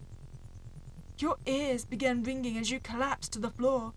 You half expected to hear Raspberry call the battle, but the only noises you hear were fuzzy words from your brother. He sounded panicked, but you couldn't make out all of what he was saying. Cyan, get help! Stay, okay? You desperately wanted to blink, but you couldn't. Your watery eyes looked over to where Strawberry and Raspberry were. They seemed to have gotten knocked back in the blast, laying unconscious on the floor. Straw. She didn't seem to be hurt. Thank the beginners. But did she see you fail? You could practically hear your father screaming in your ears. The sound was enough to numb everything else you were feeling physically. You had never lost a battle, not once, even when you were starting out. You were always better than Azure. This was your first failure. Not only that, but it was a drastic failure. One that would get you grounded for sure, as if your hair wouldn't be giving you enough trouble already. You looked disgusting, you were hideous, you were a failure. How? They wanted to forget this ever occurred in the first place. I know, but not Azure. He ruined you. Ruined! You had never felt more humiliated in your entire life. It was worse than the pain. You were built to withstand the worst injuries, but getting so injured by a blueberry. Where did that even come from? You never wanted him to forget this. You wanted him to be sorry. You hoped he never forgot this moment. Until his dying breath, you wanted it to plague his mind. Your seething hatred fueled you enough to stand up. You refused to sit there helplessly, limping and clutching your horrifically bleeding face. You needed to find something, anything that could possibly help undo the damage that had been done. You could have sworn you saw tiny, multicolored orbs of light come out of Raspberry and Strawberry's head. Man, you really were hallucinating bad because of this, weren't you? You didn't get far before you heard a familiar mumbling coming, something urgent, with more footsteps following closely behind. You couldn't let anyone else see you like this. Panicking, you leapt into the nearby bushes, trying to keep your discomforted, painful noises to a minimum. She was right here a few minutes ago. She must have run off. We have to find her. Hey, kids. Whoa, slow down, Tiger. Find who? My sister. She's all alone. We need to find her. Oh? Huh? Did one of the other kids give you some kind of potion or something? You don't have a sister enrolled in this camp, kid. I think I would have remembered that. Huh? What are you talking about? Stop this nonsense and help me, damn it! Come on now. Language. What happened? You looked over, seeing Strawberry slowly get up off the ground. Raspberry! Are you okay? Your girlfriend ran over, helping up your friend off the floor. Yeah, I'm quite alright. Though I must admit, I can't seem to recall what happened. Guys, have either of you seen Cyan? Huh? Who? Hey, I know I messed up, and I'm really sorry, but this isn't funny. What are you talking about? The last thing I remembered, you and I were talking, then Strawberry ran up to us. Whoa! I don't even remember that. Oh? I think I know what's happening. Huh? You do? Some kids must have put a disorienting potion in your breakfast as a prank. I've done a few of those back in my day. It totally warps your perception of reality for a bit. Huh? Way to go, Azure. You made too many enemies, and now they're going after Strawberry and I too. Oh, that actually makes a lot of sense. Seems it must be wearing off now. At least for you two. Do you need any first aid, Azure? No, I don't think so. Off you go. Well, good. I have to prepare lunch, so you three stay out of trouble, alright? The useless camp counselor walked off, leaving your brother looking more panicked than before. That is, until Strawberry walked up to next to him and placed a gentle hand on his shoulder. Sir? It's okay. Raspberry and I got you. I know you must be scared, but the potion will wear off soon. Maybe. Hey, maybe when this is done, you and I can make some more of those friendship bracelets. Would you like that? But I never made any bracelets with you. That was... Azure? Azure, you have to remember you're under the influence of a disorientating potion. Your mind might be a bit confused. Yeah, I know it was you, silly. I don't know anyone else with bright blue hair after all. You felt your heart sink into your stomach. They really didn't remember you? At all? Yeah, sorry. I guess I just must be disorientated. That little snake!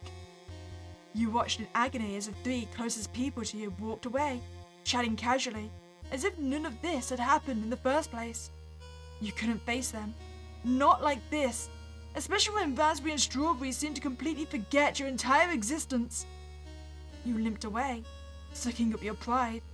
You didn't want anyone to see you, but at this point, you knew you needed an adult of some kind to fix things. The only place you thought to look was the one place you knew someone guaranteed inside. The kitchen. Blood continued to drip down your face, tears and saliva grossly trailing down your burning muscles as well. You saw an opening in the oven, a ladder. Seeing no other option, you climbed down. The closer you got to the ground, the more you could hear muffled voices, talking. Oh! Put those tarps up! I don't want little Zero to have to see all of this. Yes, m'lady. No, did you at least get what I asked you to? Yes, ma'am.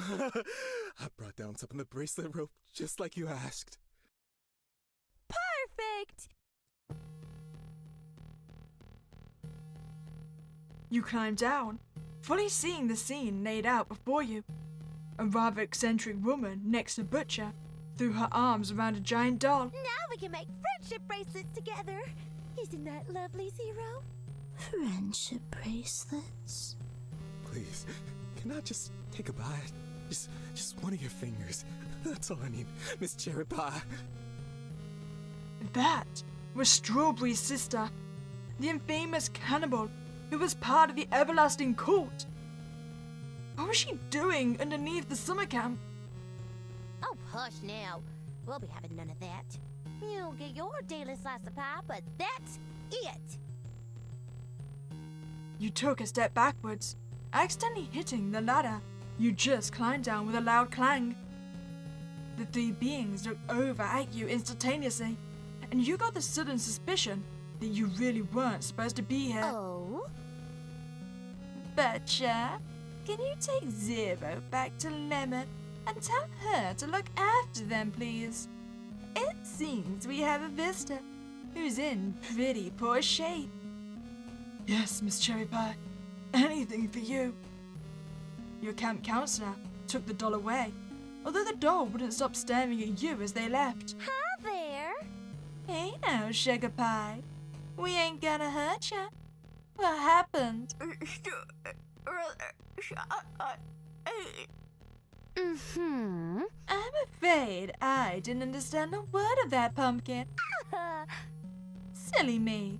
Here, you should feel better. A bit better if you eat this. Magic might make you able to talk without lips. I'll help you. Cherry reached into her pocket, pulling out a large glowing orb.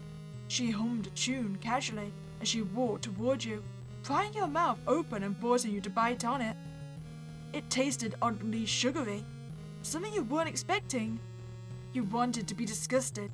You wanted to push her off of you, especially for what she put strawberry through, but you were too weak. Then suddenly, the second you swallowed, you felt no longer in pain. In fact, a wave of euphoria rushed over you. It was enough to send shivers down your spine. Oh, hello. There we go. Now then, do you want to tell me what happened to you?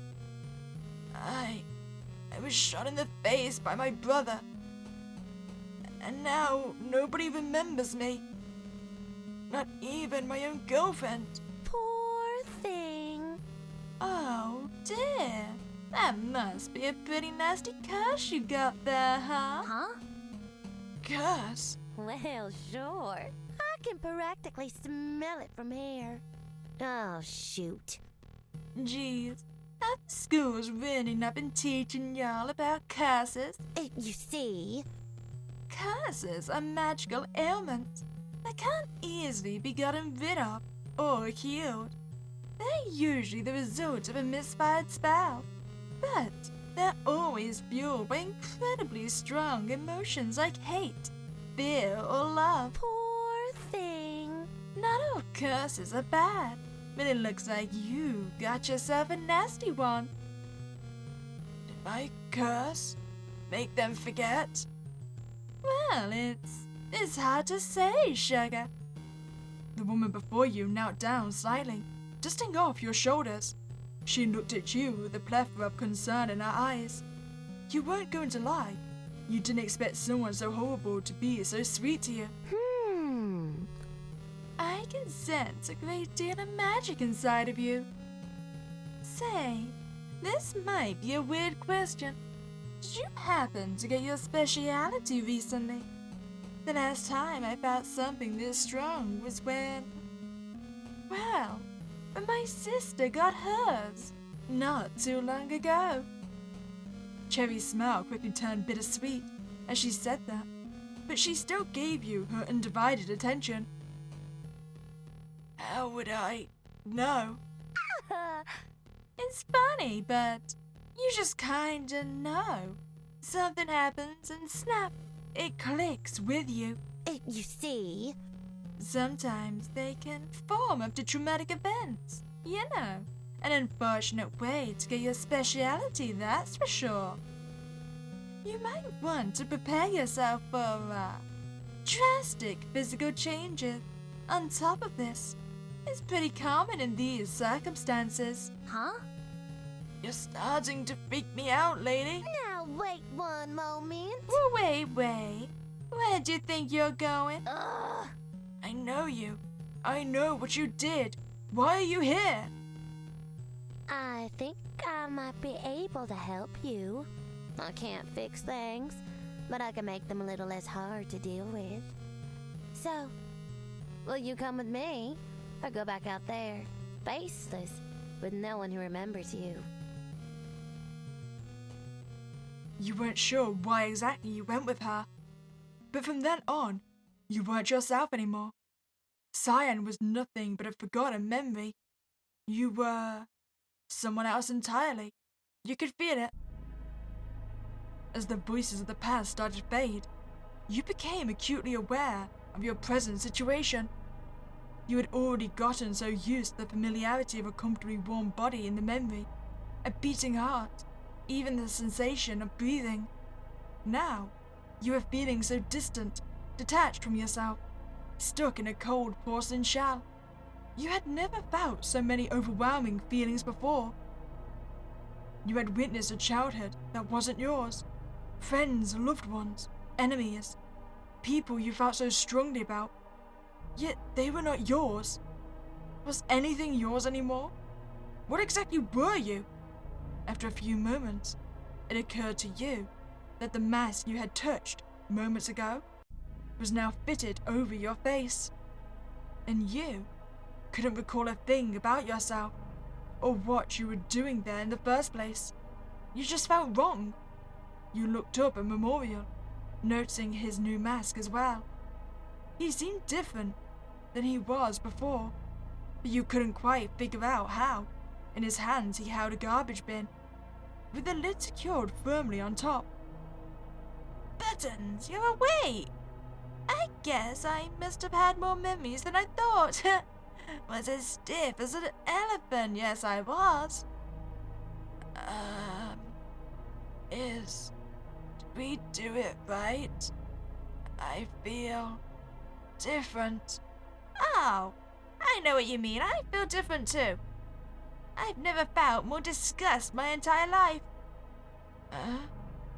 What happened to you really that bad?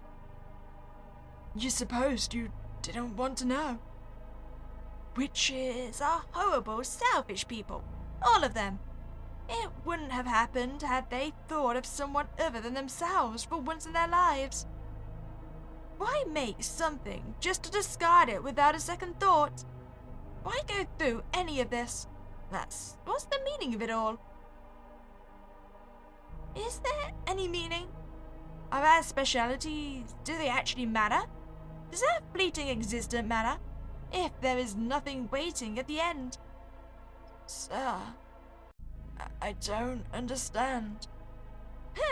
Sorry, just talking to myself. I gotta stop doing that. Well, if you can't beat them, join them, right?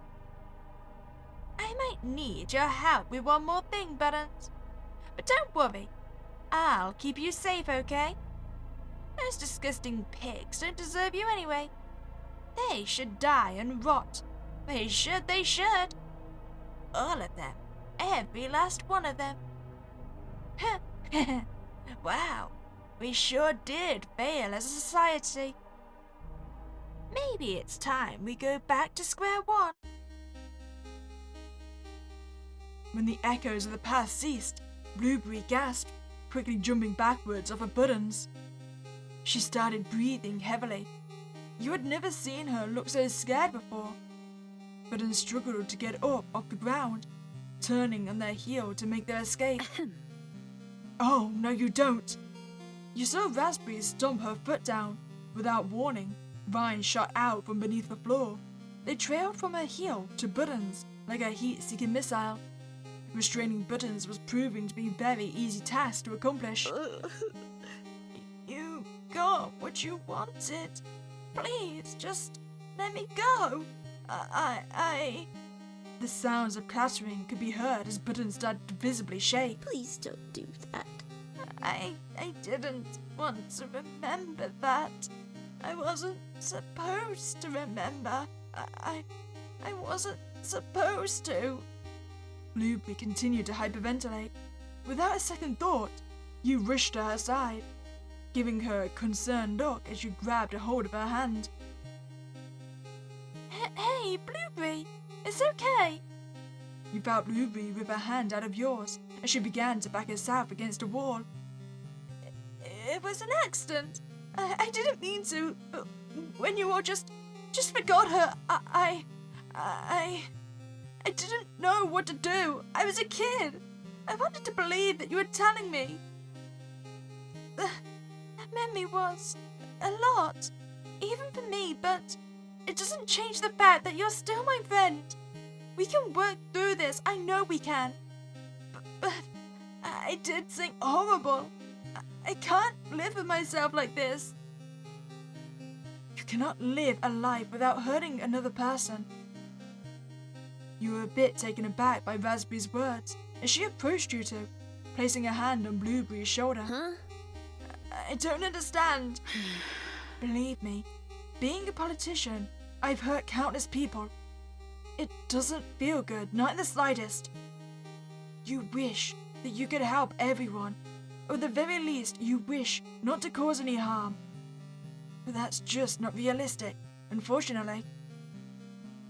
This sounds bad. It is bad. To live means that you will hurt someone someday, and there's nothing you can do about it.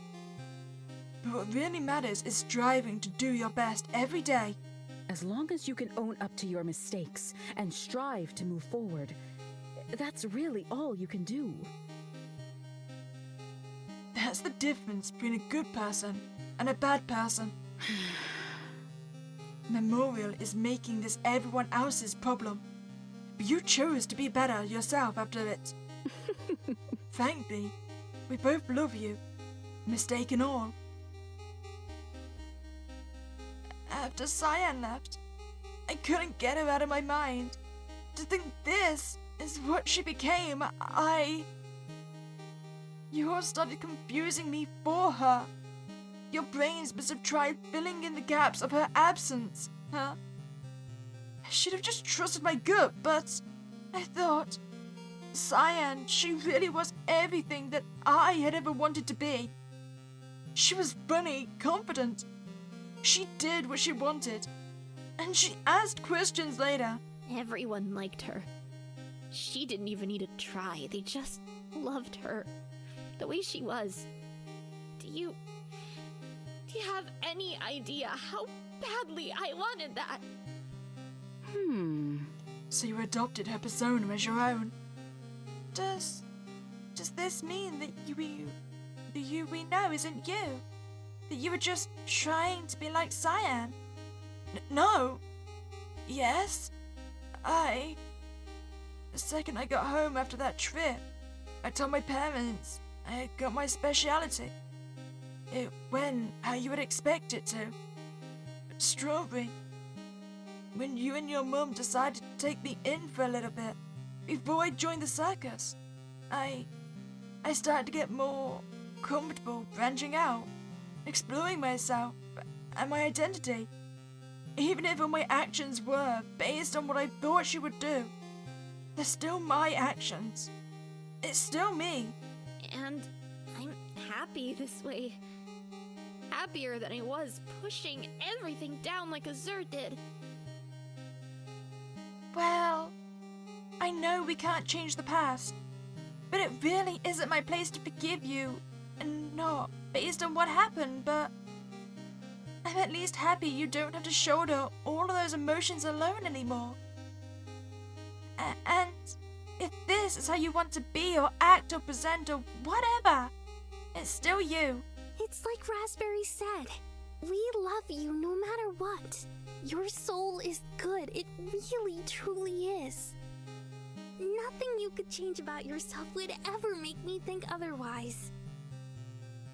Blueberry stared at both of you for a moment, her eyes wide. Why are you comforting me? She was your girlfriend. I'd be furious at me if I were you. Well, the memories of her, I can't say that they've returned, or that I know that much about her. I have a lot of complicated feelings right now, and that's gonna take some time to process. Wait, it's just hit me now. So the whole reason why we had Strawberry's death, is that because Memorial's annoyed that we moved on with Green Cloak and we loved another person? I mean, that's not technically our fault. We did have our memories wiped.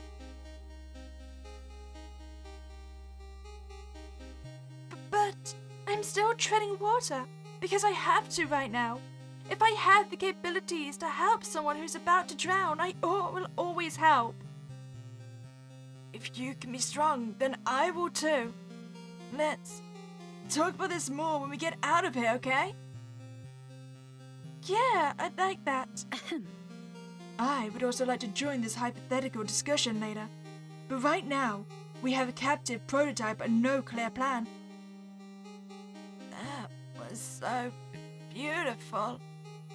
I want to hate you all so badly, but I just can't. Buttons looked rather emotional, looking up at you three from their spot on the floor. Excuse me. Get up. Raspberry waved her arms, making the vines move and contort, lifting Buttons up so they were dangling in the air. Okay. Spoken as if they had any say in the matter to begin with. Raspberry pulled you aside, giving Blueberry a nod. Blueberry nodded back, using that as a signal to terrorize poor Buttons as Raspberry spoke to you. Strawberry, I hate to ask this of you, but it's the only solution I could think of. Whatever it is, I'll do it. I want to help. Your taller friend smiled at you sympathetically, placing her hand on both of your shoulders. You see? Memorial can't kill you, which means you are his only true weakness. But I feel it is safe to say that we now have a hold of his emotional weakness. Raspberry gestured vaguely in the direction of Buttons, who was currently being shaken around in the vines by Blueberry herself. You lifted a finger, opening your mouth to object to the sight you just witnessed, when Raspberry continued to speak. I have a plan, but it may require you to commit acts of violence. How violent? If Memorial cannot physically harm you, and has to physically protect you from harm at all times, you might be the only one who could get close enough to attack him and put a stop to all of this madness. Oh crap, yeah, that was the purpose of the promise then. That makes so much more sense. So actually, maybe it's not about the fact we moved on, maybe it's the fact he doesn't want to have to protect us, so that's why he wants us out of the way. Gee, Raspberry, I don't know if I could even... I thought so. It's all right, Strawberry. You don't have to do anything you don't want to. I'll find another solution, all right? Just be careful. You too. Raspberry nodded, a sad smile on her face. She turned to Blueberry and Buttons, who were... Oh, they actually seem to be talking normally now. Was Blueberry smiling? All right. Now that we have the whole skeleton, Memorial shouldn't be too far away. He won't be around here. A click could be heard, Memorial's voice emitting from Buttons' back pocket. Buttons! I found the connections between our masks sever. The memories. Are you alright? I'm coming back down there. Just hang on. Raspberry reached into Buttons' back pocket, pulling out the communicator and holding down the button on the side of it. No more games, Memorial. We have Buttons, and we know everything. I'd play your next moves very carefully if I were you. She said, slamming down the communicator and stomping it into pieces with her boot. Nice one, Razmataz! Please don't hurt him. Hurt me if you must. Just please leave him be. Raspberry snapped her fingers, causing the vines to move and grow rapidly around the facility. I've had enough of this room. I've been here too long. Let us move forward, shall we? The vines were seeping into the cracks of everything mechanical, breaking in almost all of the machinery in the process. You followed Raspberry, Blueberry, and are still dangling Buttons through a long, empty hallway. The lights flickered overhead as you entered the next room, yet this time you could sense a glimmer of hope in the air. Could that really be a way back to the surface, you wondered? Without warning, the entire room began to shake. Bits of debris from the ceiling fell down to your feet. You conniving, carnivorous cacophony of caterpillars! Memorial emerged from the ground. You watched him come into form, rising up like a puddle of goo, trying to make itself into something more solid. You could hear his bones crack as he locked them into their place. You instinctively took a step in front of your friends, hoping to shield them from Memorial, chose to attack instantaneously. Memorial noticed Buttons first, dangling high in the air. No. Buttons! Sir? Please, get out of here. When his gaze met you, he paused. He stared at you for a few moments, as if this was the first time he was truly seeing you. You two had history, right? Not that you remembered much of it. This was really weird. His gaze shifted to Raspberry, causing him to scowl. before it finally landed on Blueberry. Oh, this is just rich. You see him slowly walk to the left of you all, eyeing you up and down, visibly shaking with rage all the while. After so much suffering, I finally had it out of my memory. I never wanted to remember that day. You know, the day you took everything from me? Yeah, remember that?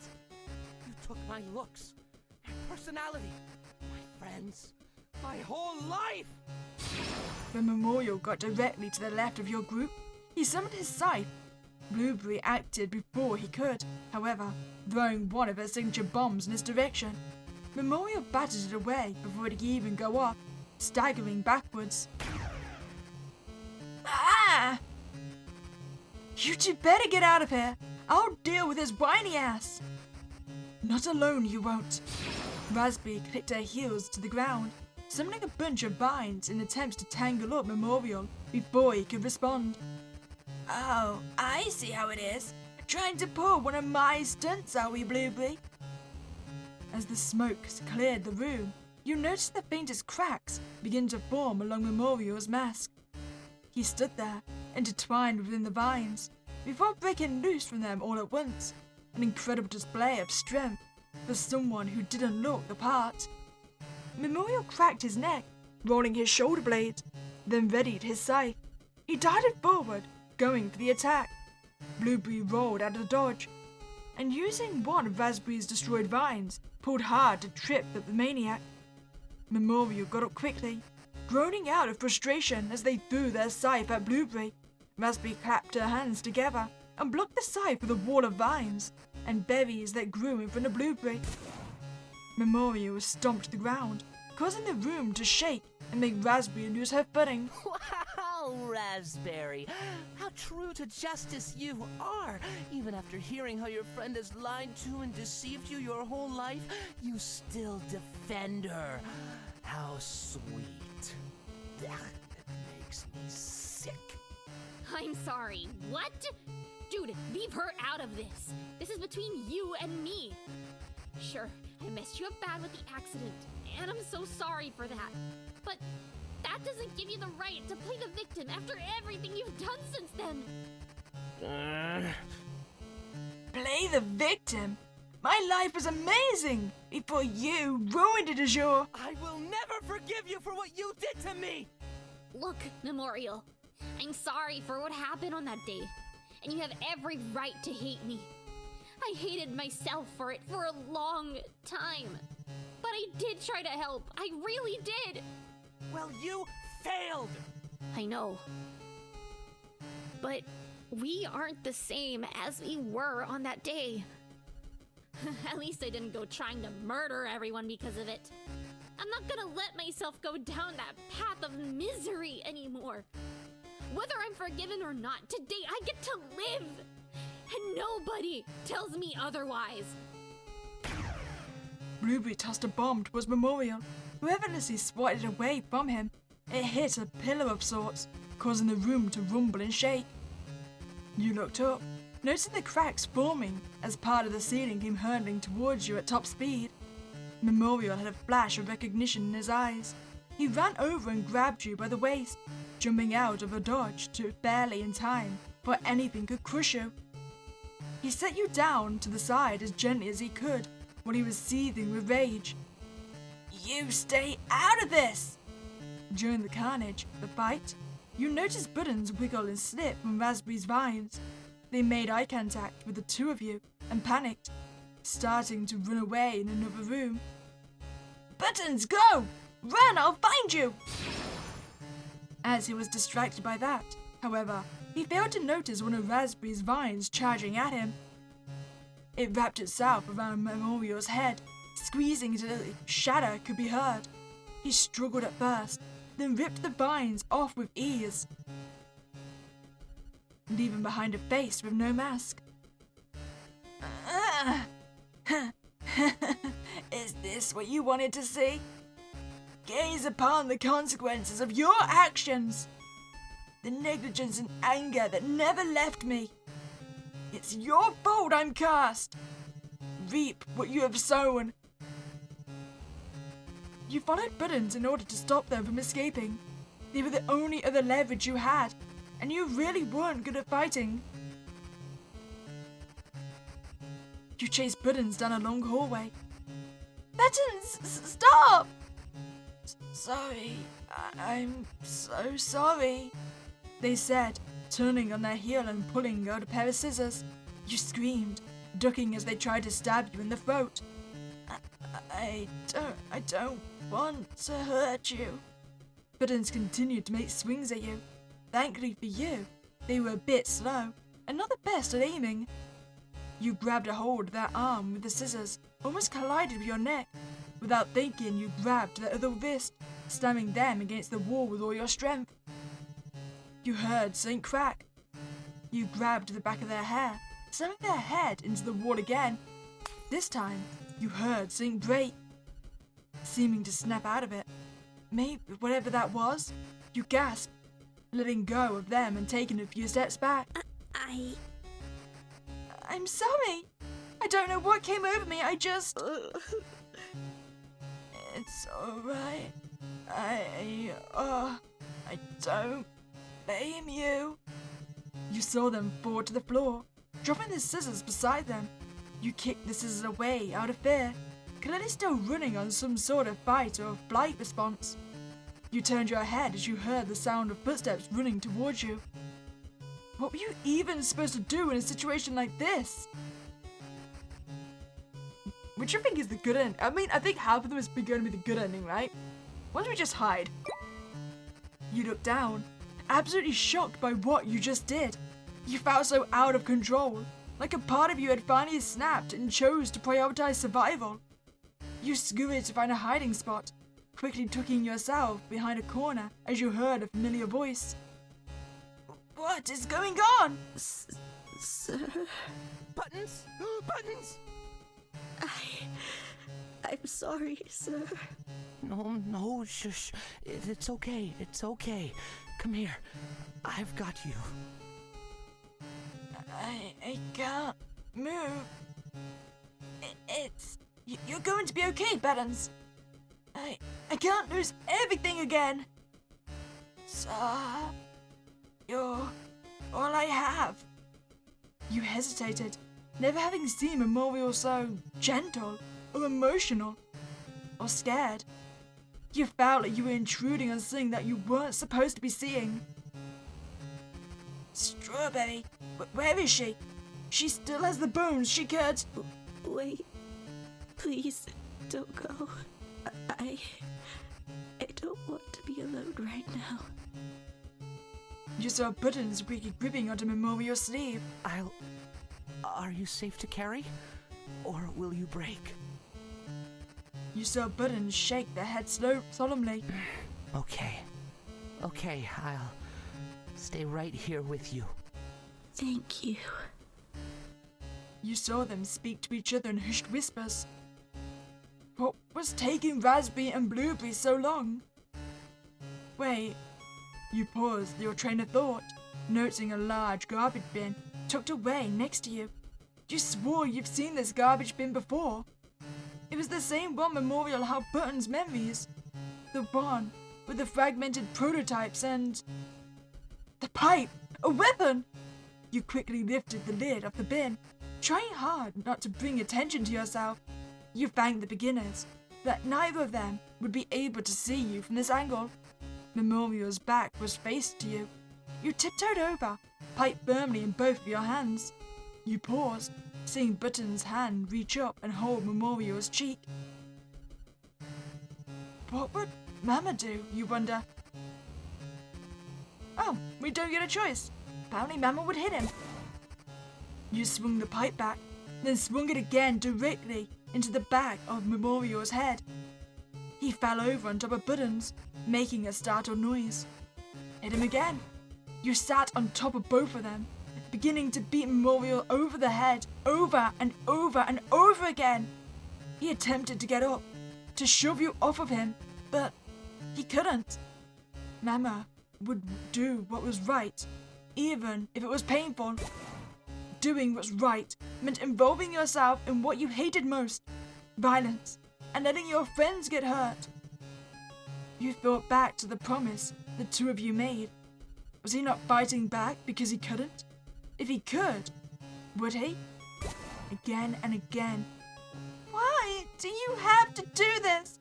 This didn't need to happen. The only response to your desperate pleas was a weak, twisted sort of laugh. I'm pretty sure we just caved his head in. You only stopped after he stopped moving.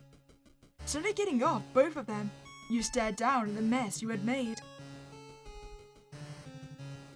At some point, the two of them had entwined hands. Button's form had seen better days, and they unfortunately took some damage as well. Memorial's brain could be partially seen, causing you to almost throw up there and then. Strawberry! Oh, hi. Don't look. You had a bit of a delayed response as Blueberry ran up and hugged you. Raspberry followed shortly after, looking relieved to see the scene before you. You did it. You really did it. Huh? Oh, that was really traumatic for you. Shit, let's get you out of here. Raspberry nodded, muttering to herself. I'll take care of the mess down here. Blueberry gently took the pipe from your bloodied hands. You stared at them quietly. You never wanted to hurt anyone. You spent 50 years trying to prevent death, and now, here you were, the cause of it. Guilt started to engulf you as Blueberry guided you out of the room. You made it back up to the surface, but you didn't quite remember how you got there. Blueberry found the straw bunnies, or at least what they had become. You petted them gently. Doing so started to calm you down, in a bit of a weird way. When Raspberry came back up, she looked exhausted. You understood that looked better than anyone. Some words were exchanged, but you couldn't grasp the meaning of the words no matter how hard you tried. After all the fighting, all the new revelations, you finally understood everything that had happened to you, but it didn't make you feel any better. Fixing the problem didn't fix you like you hoped it would. You weren't even sure if what you did was right. At some point, Raspberry opened another portal. Your two friends held your hands on both sides of you, Blueberry holding onto a leash attached to the rabbit amalgamation. You walked through. Hi, Mom. You were finally back in Icosa. After countless years, it looked like the suffering was reaching an end. Even though you could see people celebrating as the news of your victory spread, you were left scared, beyond belief. You didn't understand why everyone loved you so much. Perhaps you didn't need to understand. Perhaps it would take a long time until you could understand. But being hugged felt nice. Surrounded by your loved ones, you could finally feel at home again. For the first time in a long, long time. If someone could still hug you with all of the blood on your hands, if someone could still love you despite everything you've gone through, it gave you the feeling that things were going to be okay. Things were going to be okay for all of you. You know, I kind of find it hilarious that the good end is just murder. I appreciate that. I mean, clearly Memorial was not going to stop. Okay, let's hope I've still got the autosave so I can jump straight back into that choice. Good news, I still have the autosave. I'm not gonna lie, some games are really mean and they'll add an autosave during the credits, so you can't just jump straight back in for the other ending. But it's fine, this dev is nice. We'll help them. Regret filled your very being. You couldn't believe you just did that. For half a century, you did everything you could to prevent death. Yet here you were, causing it. You began to panic, hovering over their breaking form. Did you know any repairing magic? You think you remembered some, although you didn't use it often. Would that work on a living being? You muttered some silent enchantments. holding Buttons close as their body began to glow. Miss Strawberry. What are you? The glowing stopped. Shoot! You started chanting once more, the glowing flickering, yet not fully igniting like before. What is going on? You looked up, your eyes meeting Memorial's. He rushed over to your side, grabbing Buttons and putting them in his lap. You'd never seen him hold something with so much genuine, gentle care before. The bones. Do you still have the bones? Yeah, but... Give them to me. I don't know. Memorial, I don't know if that will... Do you want to save them or not? Yeah, I do. He was scared. Oh, no. Just hold on, okay, Buttons? Stay awake. Stay with me. I've got you. Sir? How many times do I have to tell you? You can just call me Memorial, alright? It's going to be okay. He spoke so gently, it was honestly throwing you off quite a bit. I'm sorry, Memorial. I couldn't do it. Your plan. My plan is meaningless without you. Memorial placed the bones in a circle, gently grabbing your shoulders and pulling you a few steps back. Damn! We'll have to complete the ritual with 2 people. Strawberry, I'll lead. You just hold my hand and focus hard on bringing them back, and only bringing them back. Memorial reached his hand out to you. You hesitated. After all, this whole situation felt incredibly odd. Please! I promise I'm not going to hurt you, alright? Once again, he sounded so much softer than before. You took a hold of his hand. The moment you did so, Memorial started chanting. The bones you laid out, their bones, started glowing a faint green color. Could they be in there? Memorial's words from earlier echoed in your mind. Do you want to save them or not? You squeezed onto Memorial's hand, trying hard to focus as he instructed. Suddenly, you gasped, hearing running footsteps and familiar yelling coming from your way. Don't look at them! Keep your eyes on the circle! What? What are you doing? Wait! Strawberry! Don't! Buttons began to glow, the bones hovering all around them. You watched as the bones seemed to phase through them, knocking in place like a perfectly put together puzzle. You watched as Buttons began to float into the air. The entire building began to shake again. You were starting to feel uneasy. Blueberry rushed towards you, but just before she could reach, a large blast of energy emitted from Buttons. Blueberry and Raspberry were knocked backwards almost instantly.